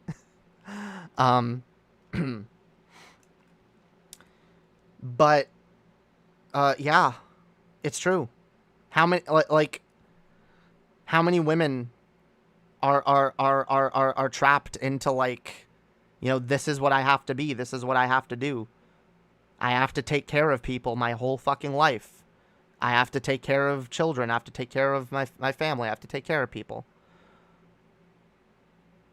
I have to be a mother. I have to, you know. That's not to say that any woman who says this hates their children, but like to recognize the fact that we live in a society that pressures a lot of women and doesn't give them a choice or makes them feel like they have no choice. That's absolutely valid and worth talking about. But I know what he's going to do, because the right will always try to like emotionally gaslight you with this and say, what? You regret having your children? You hate your children? This woman shouldn't be a mother. In fact, I bet you at some point that sentence is going to come out of Matt Walsh's mouth. This woman shouldn't even be a mother. Or maybe this woman shouldn't be a mother. If she would say that. Oh my God, yeah. How much do you guys want to bet that he's going to go down that road? Follow-up, she says, it really is one of the biggest taboos in the world. Women who regret having children or regret getting married or both. Yeah, it is. Women who had big plans, big personalities, big ambitions to find themselves trapped for decades, making themselves feel smaller and smaller. Mm-hmm. Okay, to use the tedious modern cliche, there's a lot to unpack here. First of all, you might ask how Jessica knows what many women think and feel if by her admission they... Oh, I'm sure that she doesn't know how many women think and feel anywhere near as well as Matt Walsh. Okay? I'm sure Matt Walsh has Matt Walsh has a way bigger fix on the problem, right? He has a way better grasp on what many women think and feel, right? Oh yes.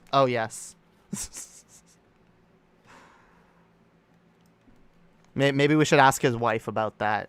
Yeah, I don't know. Don't say a word. It would seem that she has a prejudice against marriage and family life and merely assumes that the prejudice must be shared by most other people. I love this, dude. I love when Republicans self-report. Oh, it sounds like they have a prejudice against people who think a different way than them, and they want to force everybody to live life the exact way that they're living. Says the tradcon. Okay. Says the fascist tradcon. Literally. Oh my fucking God. Nice self-report there, buddy. All right. Which is common in narcissists. They struggle to see the world. Oh, I love it. I love Matt Walsh calling someone a narcissist. Oh, I love it. Oh, the projection. Guys. Oh, do you feel that projection? It's palpable. It's juicy. It's amazing. World as distinct from themselves. As a narcissist, she can't fathom that other humans exist in the world as wholly separate entities and live their own lives just as vivid as her own. Wait, Matt Walsh, are you saying that other people have different experiences and that different people live their lives different ways and not everybody has to do the same thing as everybody else? Because some people are just fucking different. Some people have different values and different things that they believe in. Is that what you're saying, Matt Walsh? Because that's literally what she's saying. But you disagree with her because it's not what you're saying. So at the end of the day, you don't believe that different people should be allowed to live their lives different ways and we should recognize that not everyone shares the same values. No, you believe that everyone should share your values. At least be fucking honest, fam. At least. What am I saying? I'm asking for honesty from Matt Walsh.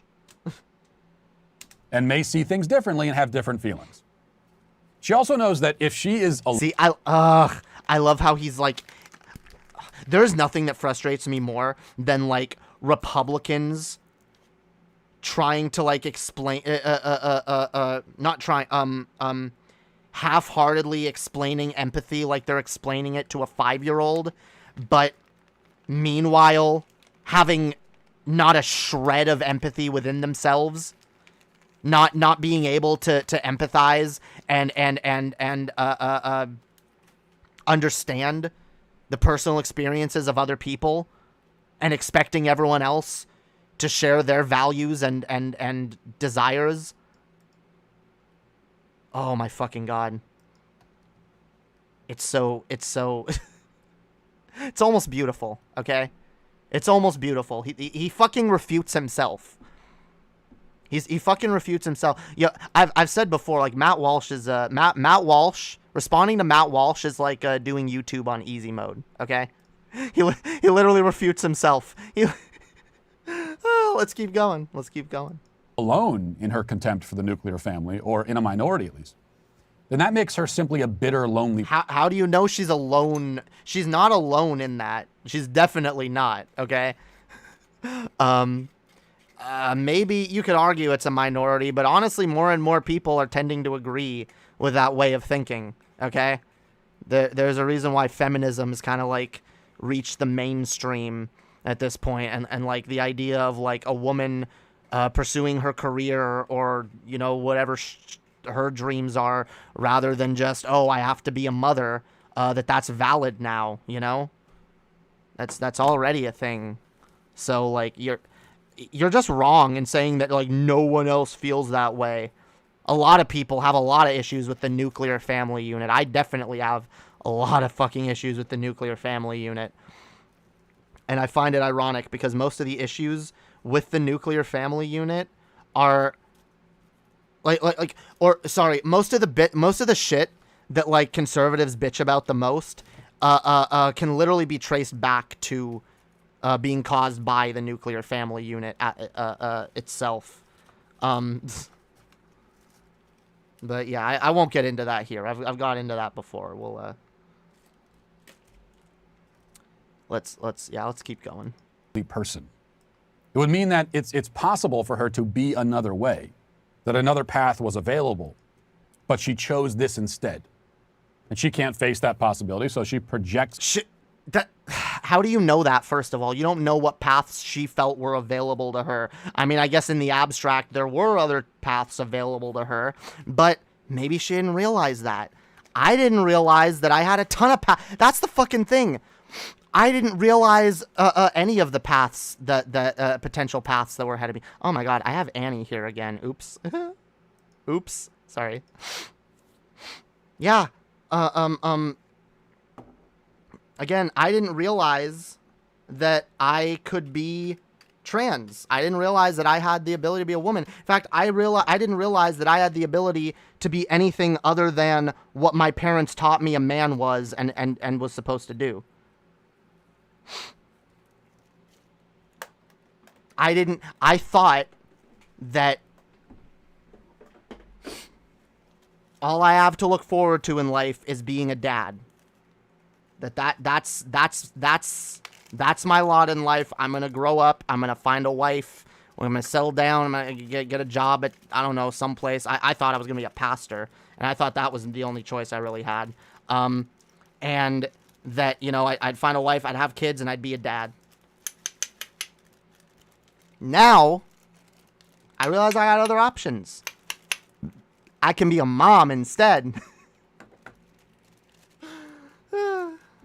That's a little joke for the trad cons. But no, like, at the end of the day, there are a lot of people, especially people raised in really, like, trad con upbringings, that, and again, oh, remember last time we watched Matt Walsh?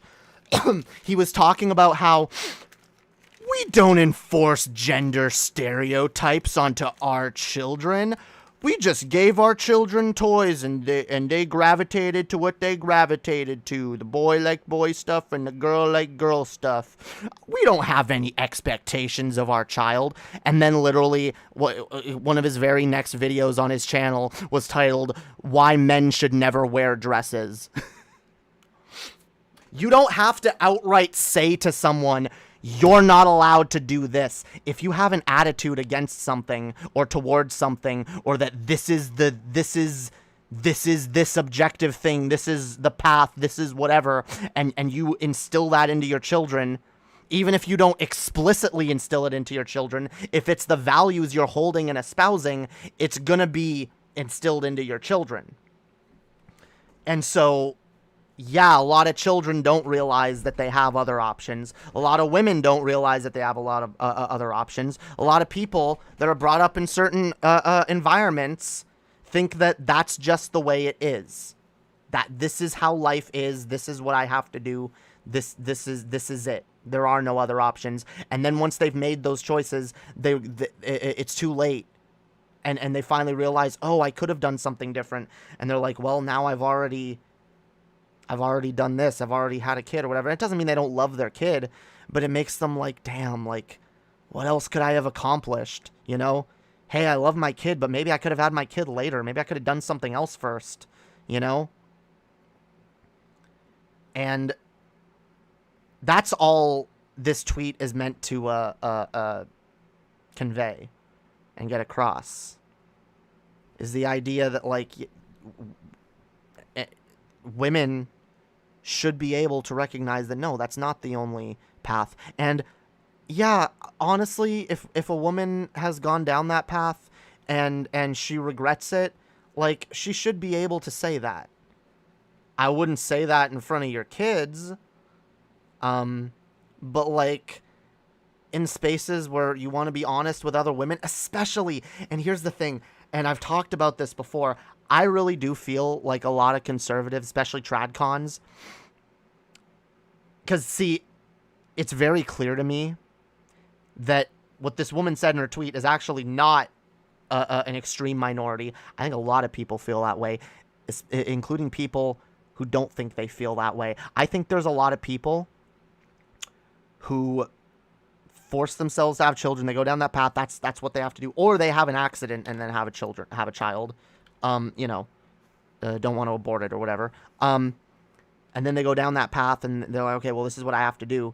And then they have to convince themselves that, no, I didn't make a mistake. No, this is actually amazing. This is the best decision I've ever made in my life. I'm so happy. Look, yeah, it's hard sometimes, and yeah, maybe I wish I did some things better, but no, it's the best decision I ever made, and I'm so happy, and even though, you know, not all the things worked out the best, like, it's still, I would never go back on this in a million years.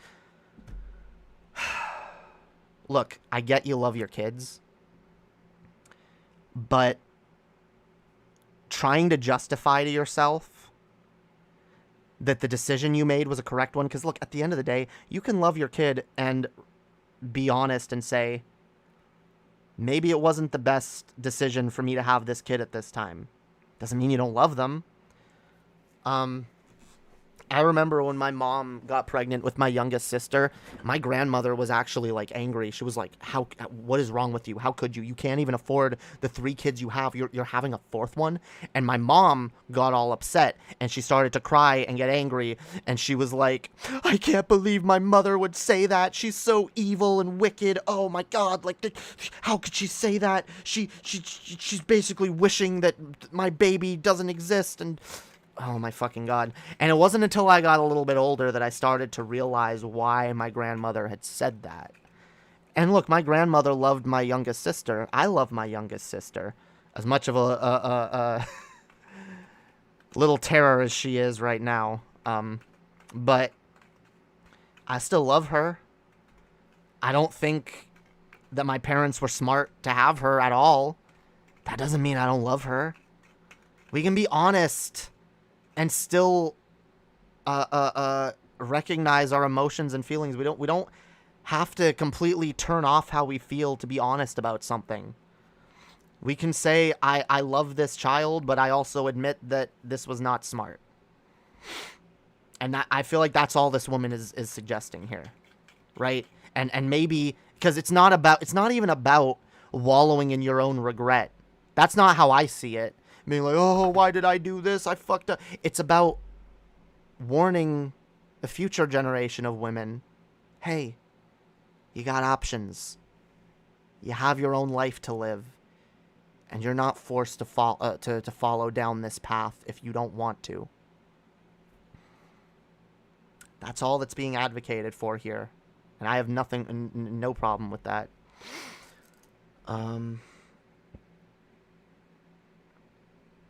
Never apologize for a doctor analogy. The doctor is always relevant. True. Based. I don't remember when I last brought up Doctor Who, but that is true.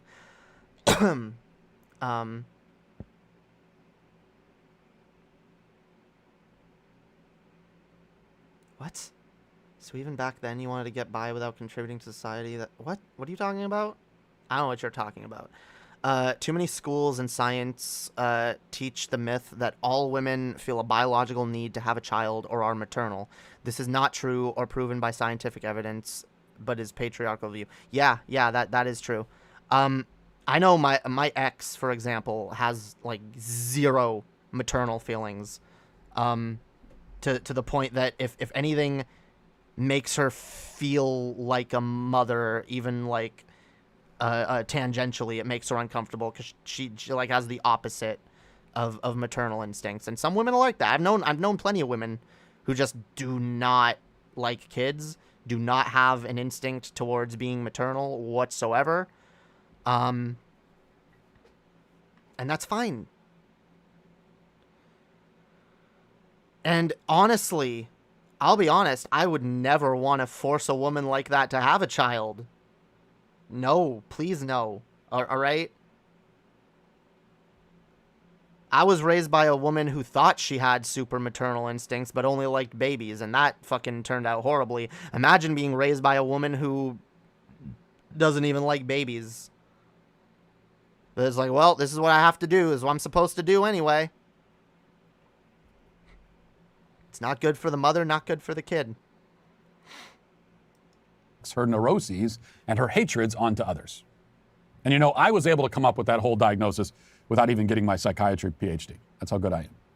Now, wait, let me go back on that for a second. Was available, but she chose this instead. And she can't face that possibility, so she projects her neuroses and her hatreds onto others. Oh, right, yeah. Again, ironic, talking about projecting neuroses and hatreds onto others. Really, really top-tier memes, Matt Walsh. But yeah, no, that's really ridiculous. Again, it's clear that she realized, because again, I do feel like a lot of women do this. A lot of women do this. Oh, yes, you have to have kids. Oh, magical, wonderful feeling. Nothing in the world like being a mother. Oh, yes, do it now.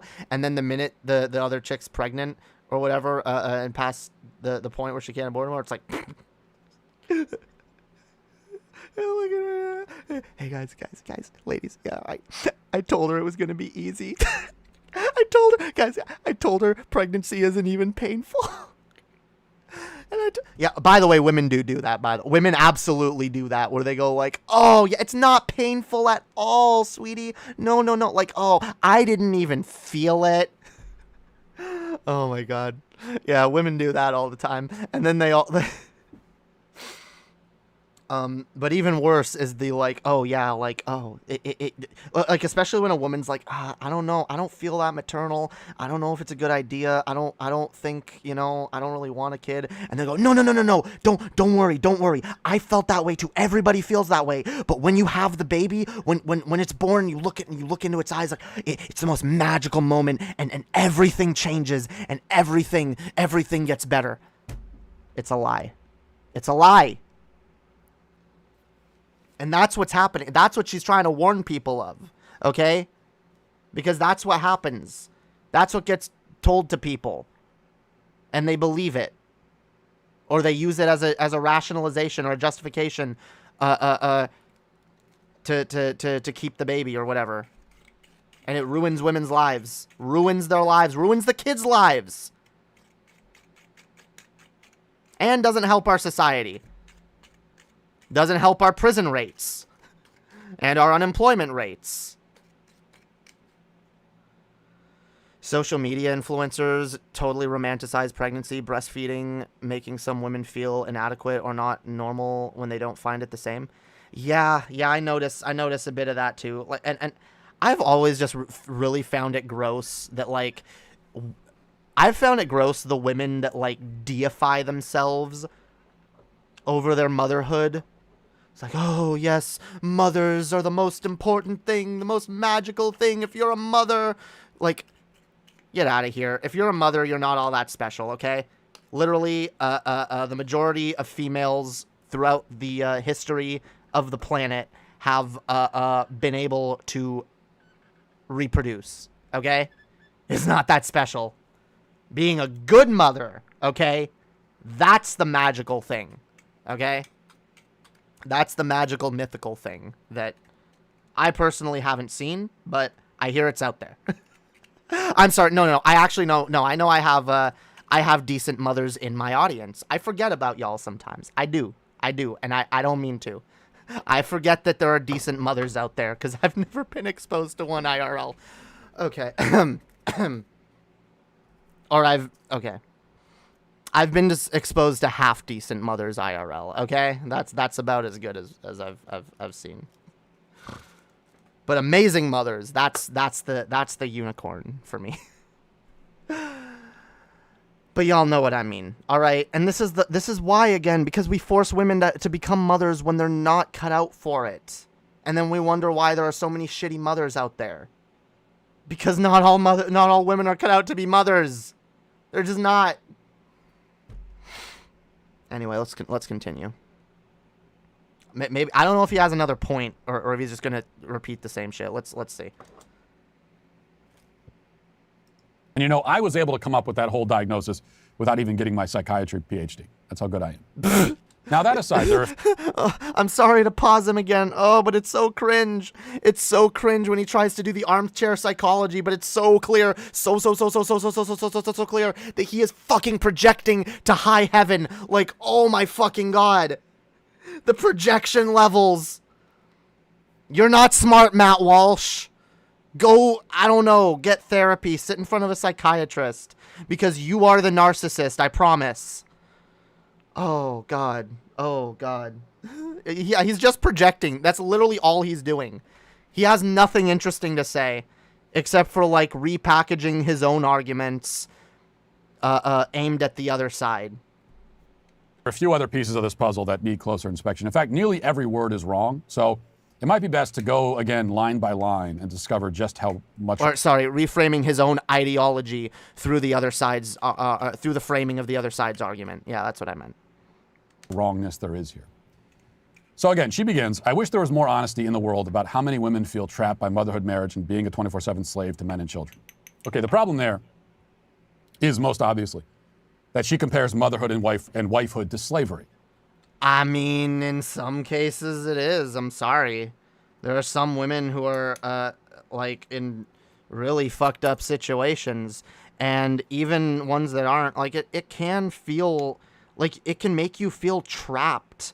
I'm sick and tired of the right going, oh, how dare you equate this thing to slavery? How dare you try to, yeah, whatever. They start with the moral grandstanding on an issue they don't even care about. All right. The fact is, there's more parallels between slavery and, modern society than I'd care to admit. Well, actually, we have to admit it. We have to talk about it. We have to work on that shit. Obviously. All right.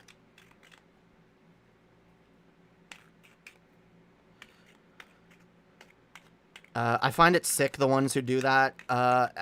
Yeah, do the telling people like, oh, you're gonna have kids, and it's gonna feel amazing. Yeah, and then tell the ones that don't want kids that they're not normal. One of my sisters wanted kids and has kids, but the other never did and is perfectly happy. Yeah, some people don't want fucking kids. All right, some people want to live their own fucking life. All right, we don't have a shortage of babies in our society. All right, we don't need more baby makers. All right, people can do so much more than just create babies. We can create art. Amazing, wonderful works of art.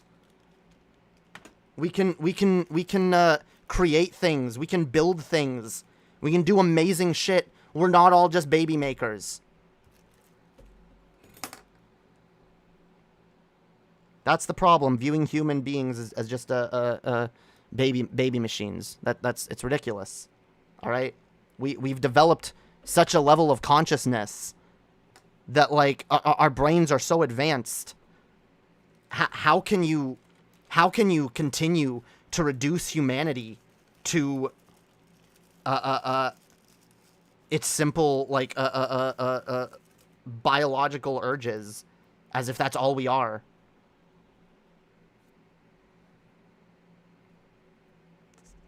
How dare you use slavery in such a disrespectful way? Sobs at the ban on military bases of Confederate flags. True. All right. Fuck these people. They don't give a fuck about slavery or racism or any of that shit. Okay, they're full of shit. The difference, though, is that women choose to be mothers and wives unless they live in, like, Saudi Arabia or something. But Jessica doesn't make that stipulation. Oh my God. No, I'm sorry. If you grew up in the church or you grew up in any kind of tradcon situation, okay, odds are you learned from a young age, a very young age, this is what the men do and this is what the women do. And especially if you're a girl, you're taught to be motherly right from a young age. And if there's a baby in the house, you're taught. See, here's the thing. Like, me and my sister were both, like, the caretakers for our younger sisters. But, like, it was expected more of my sister because she was the girl, right? She was the oldest girl, as far as my parents were concerned. So, right? So, it was expected of her to be motherly, to be the caretaker. That shit happens. Just because you supposedly don't see it happen, which I don't even believe. I believe there's definitely some tradcon ideology definitely being instilled into the children at the Walsh household. Absolutely. But that's the thing. They have to pretend that the behavior that they're currently doing isn't a thing, and that if it's a thing, it's not a problem, so that they can continue doing it because they want to control women. Yeah, that's it. We just debunked the whole video.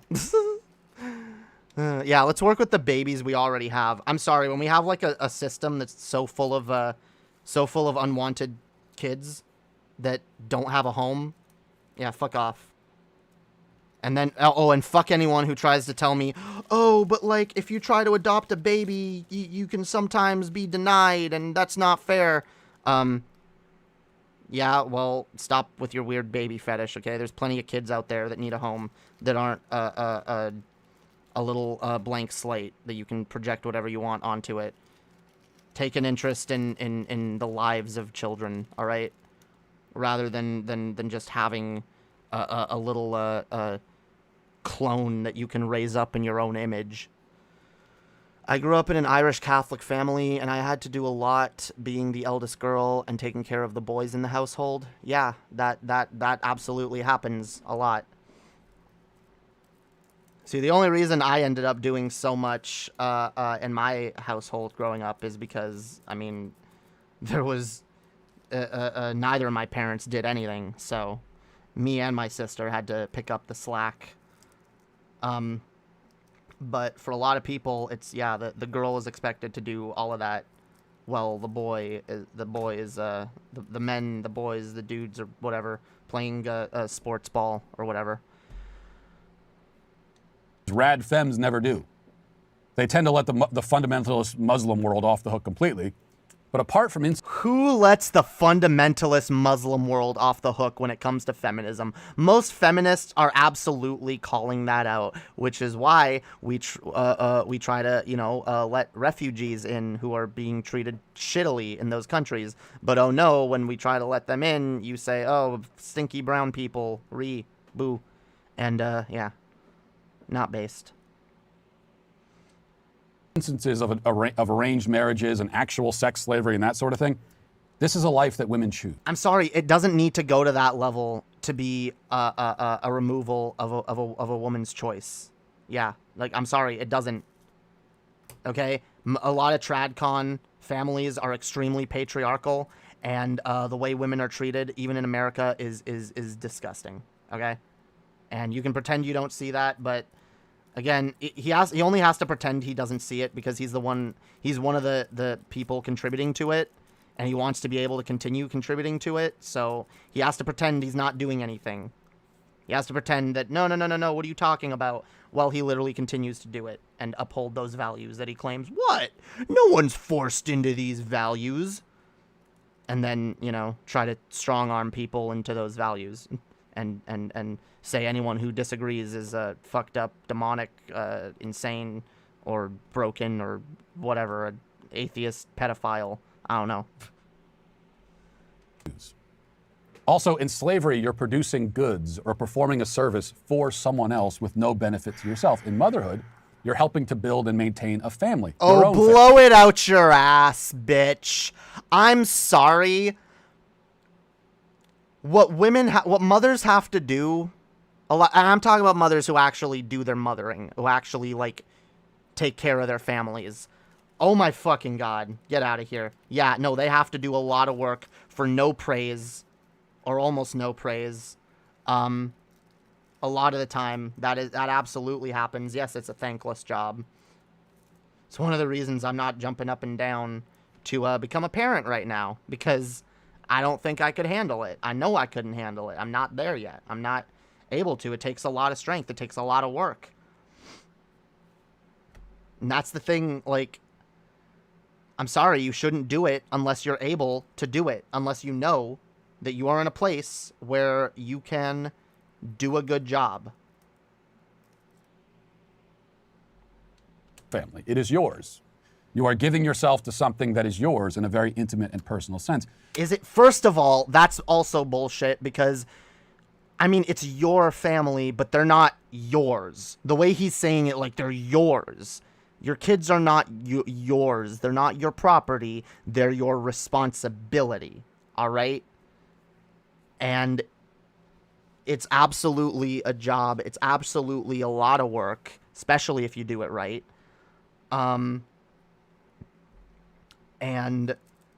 Personally, I think every mother in civilized society should be paid for staying home all day with the kids. Yeah, we should have a government that pays parents to be parents, pays mothers especially to mother,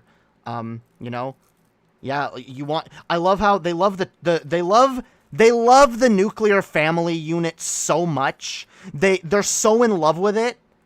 They want to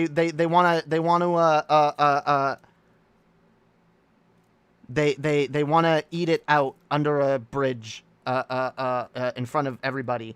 On live television for the world to see. They love it so much. They want to tongue kiss it at midnight.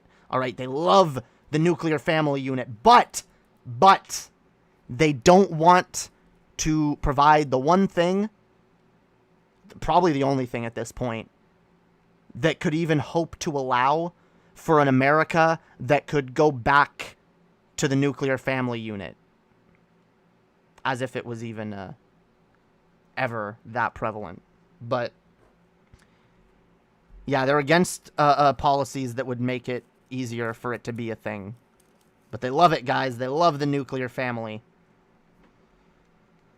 And in that you find another crucial distinction. Slavery is dehumanizing. A person in slavery is not a person but a machine. And a mother. And by the way, it's so hilarious because you're proving my point in the way you're talking. A mother is treated as if she's not a person, but she is subservient to her family. She belongs to her family. Her duty is to take care of her family before herself.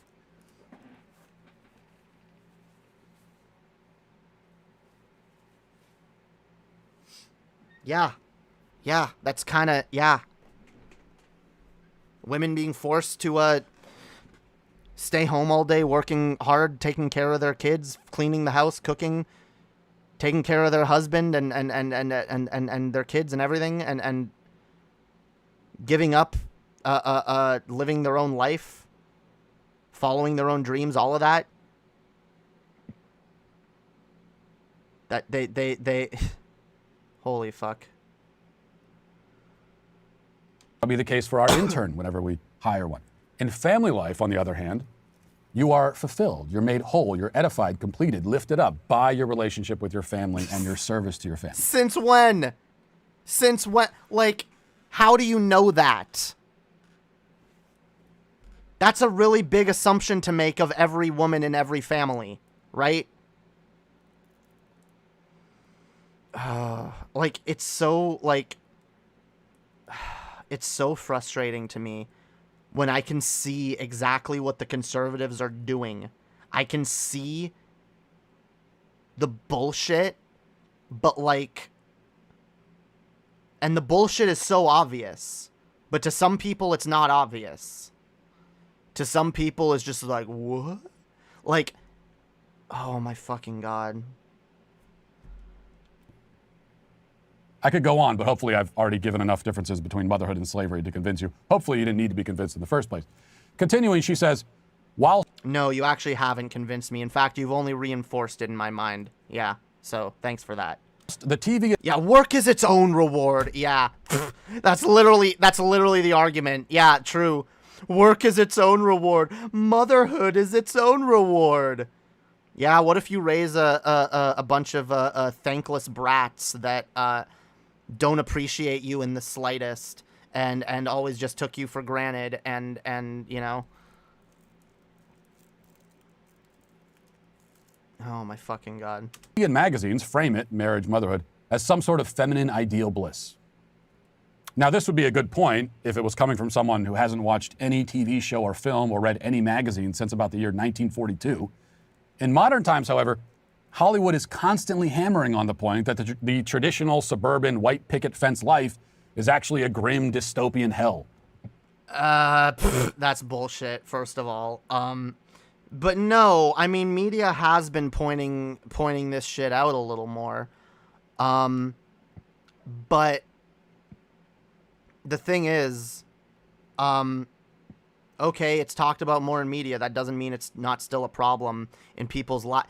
I love how conservatives will just point to media and say, "What? Look, see, what? There's TV shows with the strong ass girl bosses. What? You guys won. What are you bitching about?" And they completely ignore what's actually going on in the real world because they either don't know or they don't care. They either don't know enough to actually know what the fuck they're talking about, and they make a bunch of dumb fuck assumptions, say a bunch of stupid shit based on shit they know nothing about, or they know full well what they're doing. They know full well what they're talking about. And yeah, they don't care.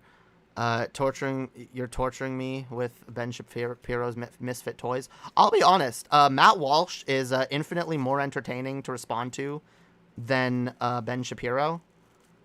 Cause like I don't know, like Matt Walsh is just more fun. He's more like, he's so wrong, and he's so like, everything he says is like such pure projection. I love it.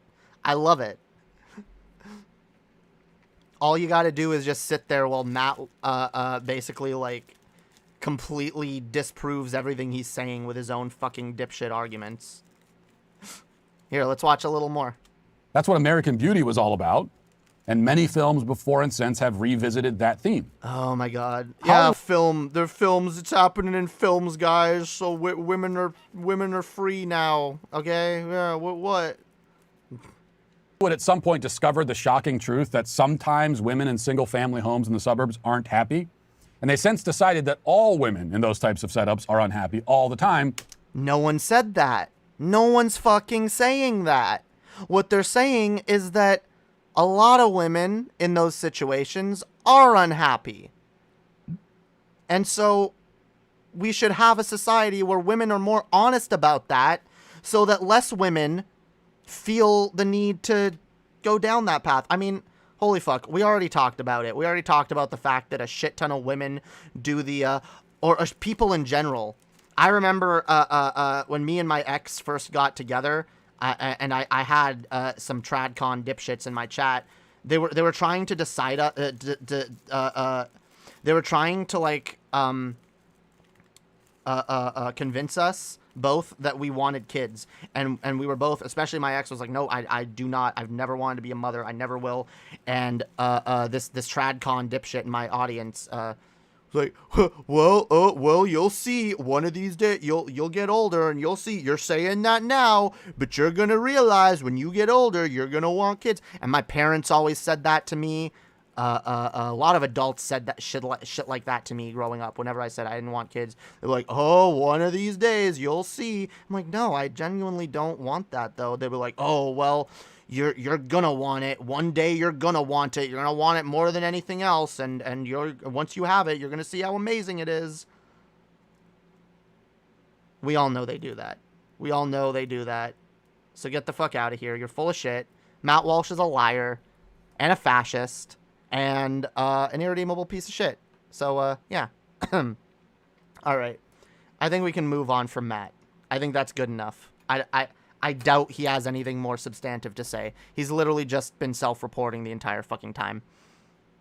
Oh, look how, look at these people who hate anybody who has a different lifestyle than them and wants to force them into their own lifestyle and isn't able to empathize with someone who has a different type of lifestyle, guys. Damn, what a piece of shit this woman is for thinking that way. Damn, what a narcissist. Yeah, okay. Okay, Matt Walsh. Oh, we didn't find out if he did the gaslighting thing. Does he do the gaslighting thing? That they're all having illicit affairs and their husbands are all closeted homosexuals. This has been Hollywood's version of suburbia for decades now. Jessica, they're all having illicit affairs and all their... Oh, my fucking God. Again, oh, my God. See, look, media can be helpful for normalizing things in society, but it can also be, like, some people just look at media and they think, oh, yeah, what? That's how the world is, guys. That's how everything is. What? It's in a show. It's in a movie. So everything's fine, guys. Like... got this idea from Hollywood. Then she says, it really is one of the biggest taboos in the world. Women who regret having children or regret getting married or both. Now this goes back to the first line where she calls for honesty. It's pretty common these days for people to confuse self-centered whining with taboo-breaking honesty. And we see it again here. I mean, we've all known people in our lives who profess that they want to be honest about their feelings. And what that means in practice is just that they complain all the time, and they whine about every misfortune or discomfort, and they expect you to pity them for their troubles, but also admire them for their bold and courageous honesty at the same time. But the fact is that even if a woman is feeling unhappy at home or in her marriage, she should not be honest about it, in the sense of talking about it publicly. She especially should not be honest about her regrets about having children if she is in fact experiencing those regrets. Why? I doubt that those regrets are nearly as common as Jessica believes and hopes, but if a certain portion of women feel... If they're not, then when she starts talking about this, first of all, she'd have less women agreeing with her and being like, yeah, I see what you mean, which she does. But yeah, fucking bullshit. That way, but they don't say it out loud. Good for them. They shouldn't say it out loud. Your parenting regrets are the kind of thing you keep to yourself, a burden you carry on your own as you work to fix whatever character defect has caused you to feel that way. Nah, I don't agree with that. Look, again, some people are just really dumb. Like, again... Back to like what I was talking about earlier with my own family, like when my youngest sister was born, and my grandmother was like, "How could you get pregnant? Like, wouldn't you're this isn't smart, you know?"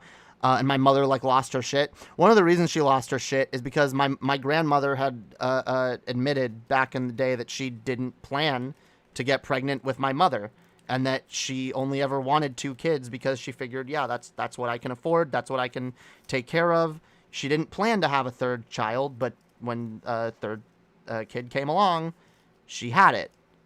And my mother has always like had a complex about this where she's been like, oh, my mother never wanted me, even though that's not true. And, you know, now you can say like, oh, it can be bad to tell your kids that.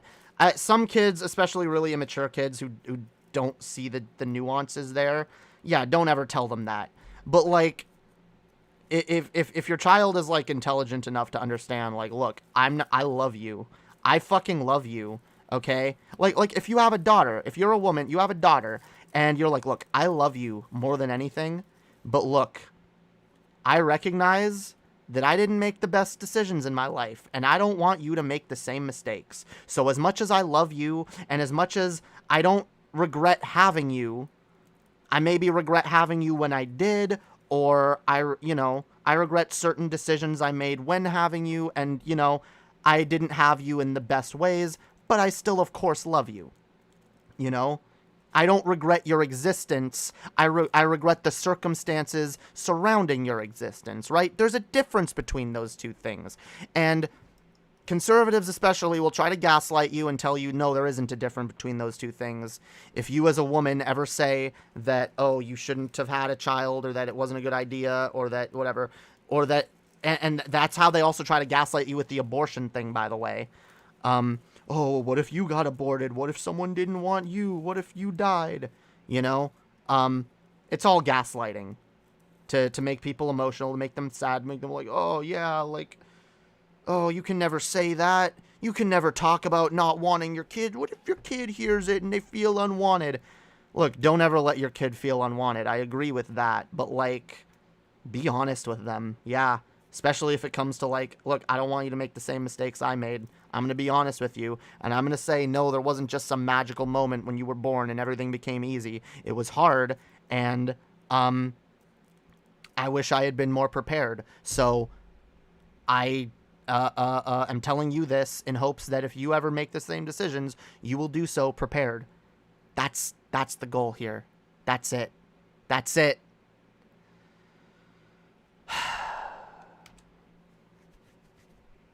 Yeah, anyway, he is... Finally, she refers to the women who had big plans, big personalities, and big ambitions find themselves trapped for decades, making themselves smaller and smaller. Now, I fail to see why anyone's personality should be constrained by marriage and family life. My wife has personality for days. If anything, her personality has become bigger and more boisterous since I met her. Some of that may be compensation for the fact that she married a single bastard. Nice anecdotal evidence. As for big plans and big ambitions, I mean, what do you mean? Sitting in a cubicle? Working in middle management somewhere? No, because that's not what... Oh, God. I love how, yeah, conservative work brain. I don't know why I'm surprised. He can only think of, what other options are there? Have baby? Work a 9 to 5? Like, I don't know. What's the difference? Your grandmother sounds awesome. Oh, my grandmother is awesome. I love my grandmother. She is amazing. And that's the reason why, by the way. Like, she's always been honest with me and my sisters. And yeah, she was honest about my youngest sister before she was born, that she didn't think my parents were smart in having her. She's always loved my youngest sister. All of us have. I do. I love my sister, and I'm like, my parents shouldn't have had you. They were not smart. And yeah, we need to learn to separate that. We need to learn to separate that and not give in to conservative gaslighting. All right? All right. I think we're done. I think we're done, guys. At least with that segment. All right. I don't know if Annie's still here. I think Annie's planning in Unterhaven here soon. So I'm... Oh, they messaged me. 11:30. Okay. So we got like maybe 15 more minutes. Maybe 10 more minutes. Yeah, and then we'll go. Going live in like 15. All right. Yeah, post that link in here, Annie. And people can move over to the next stream when we start. I've actually thought of, I don't know. I gotta maybe run this by Annie in private or something. But like, I've considered, because there are some nights when I want to start streaming before Underhaven, but then Annie wants to do Underhaven, and I want to join for Underhaven, but then I also want to stream after. I wonder if I should just like, maybe every once in a while, like if Annie's gonna go live and I'm already live, I should just join Annie and like keep my stream live and like dual stream, you know, like what Walsh does when he goes on a podcast, you know, like he keeps streaming it to his channel. I don't know. I don't know if that would like be good or if it would just I don't know. I don't know if it would help viewership or exposure or anything like that. But it would definitely mean I can do longer streams without interruptions. But yeah, I don't know. But we are going to be going live on Underhaven in Let 15. All right. And yeah, Annie can post that link when it is ready. What's this? Oh, I just got your DM, Jacob, about, what was it, about Demon Mama's, you don't like Demon Mama's, fuck, why am I forgetting the word? Yeah, you don't like her Alex Jones impression? I do a better Alex Jones impression. You guys want to hear my Alex Jones impression? All right, guys, they're coming. The gay pedophile vampire goblins, they're coming. They're Hillary Clinton. Hillary Clinton is a literal goblin and a vampire, and these Democrats, man, these Democrats are gonna destroy the whole country. All right, I've been saying this for a long fucking time. We can't. 7 out of 10. All right. I'm trying to. What was it? I usually have like a trigger phrase for each accent or each voice that helps me do it better. They're turning the frickin' frogs gay. All right, look at this. Guys, they're turning the frickin' frogs gay. It's insane. They're putting chemicals. There's chemtrails. Fucking frogs are turning gay. It's insane. And Hillary Clinton is a literal vampire sucking down aborted fetuses, flying around on pedophile airplanes with the ghost of Epstein. We gotta do something about this, guys. We gotta fucking stop. We gotta stop these fucking people. Yeah, I don't know. That's just okay. Whew, this is as good as I can do. For a woman, 7 or 8. Okay, it's good for a woman. All right, I'll take that. Jamie, when are we gonna talk in VC? Yeah, sorry. I meant to do this week. Do that this week. I'm gonna be busy in the end of the week. So maybe next week.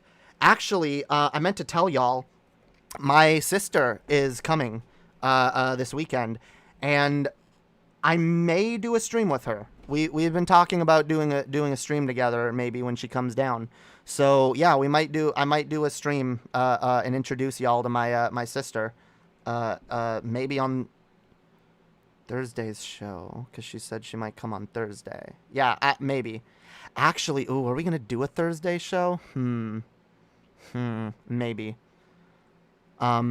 Yeah, we'll see. I have to see how shit is when my sister is here. But I would like to do a show while she's here. If not, then I'll do a show on Saturday.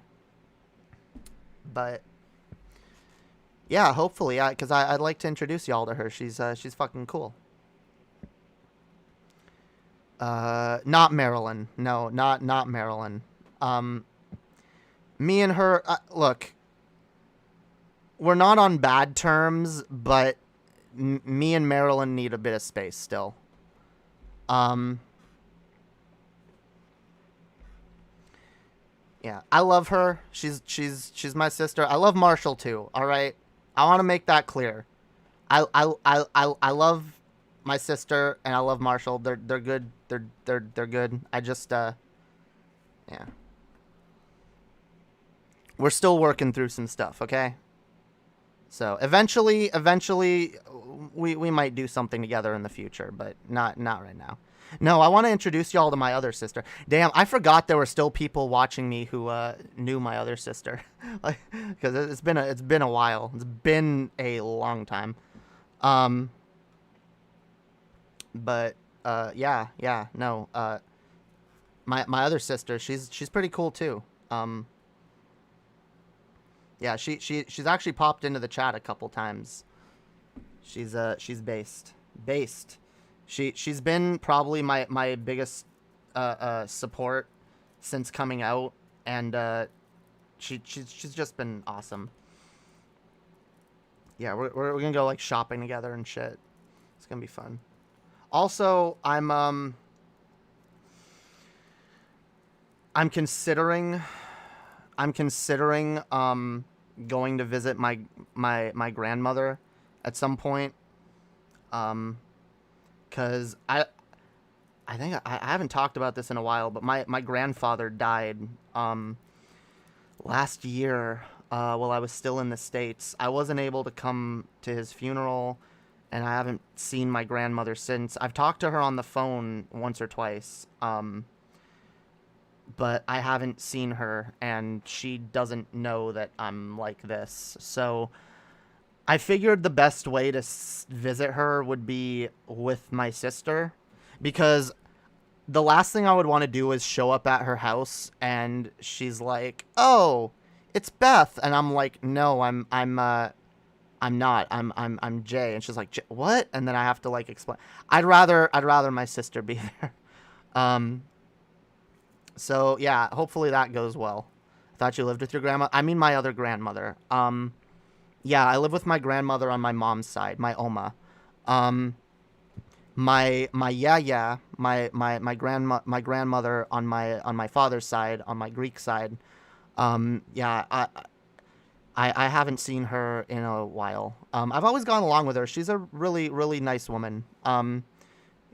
I find it funny, like, as much as I hate my father, like, his parents are decent people. Well, his father was. Damn. I don't even know how that's gonna hit me, because I haven't really dealt with the death of my grandfather. I haven't thought about it much. When I do start thinking about it, it definitely makes me really sad. But like I don't know. I feel like I feel like I haven't resolved my feelings with that, and it'll probably hit me if I go anywhere near his house, the house that my grandmother lives in. Yeah, my grandmother lives in now. Yeah. Wait, Marshall Manson? No, Marshall Manson is my brother-in-law. Again, this is not a secret. It's also not. Again, there was a bit of drama. I don't hate him. I don't hate them. They're fine. We were at different places. There was conflict. We were at different places in our lives, okay? We grow, we learn. I definitely don't, and I'll be honest, I kind of held on to a bit of resentment towards them for a long time because of who I was around. And now I kind of just don't feel the need to hold on to any of that. So yeah, I don't know. Hopefully that that relationship will get better in the future. You say Oma, are you part German? Yes. It's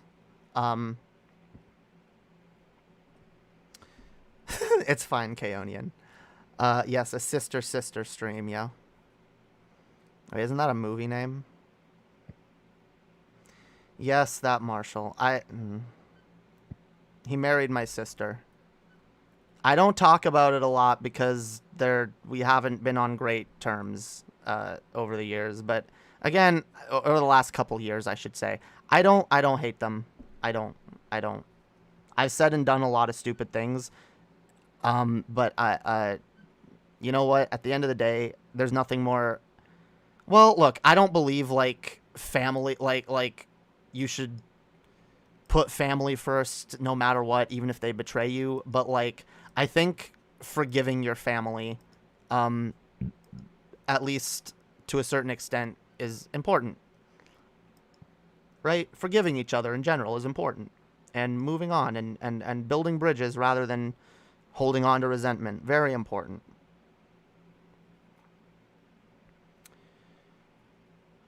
Here's the stream. Also sure we could try the dual stream thing one of these days. Yeah, dope. I mean, I could technically do it now, but nah, I'm gonna end this, especially because I don't want to do a super late stream tonight. I meant to talk about more shit, but I had a segment about slurs. Whatever. I guess we can save that for the next stream. But yeah, whatever. I've talked a lot about slurs lately anyway. I've just kind of like. I think I've come up with a little more of a comprehensive idea on that. That's you know a little more logical. But anyway,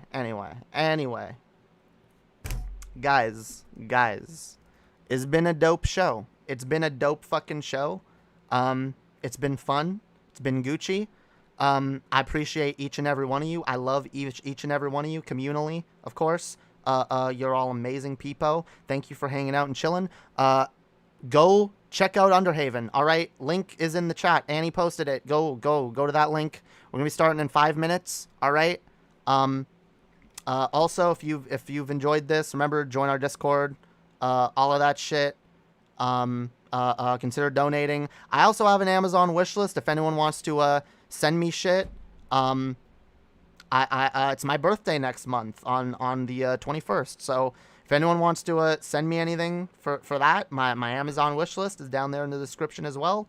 You also don't have to do any of that because I just appreciate all of y'all being here, being dope, being fucking awesome, and spreading that fucking hopium. So until next time, I hope everybody has a wonderful fucking evening.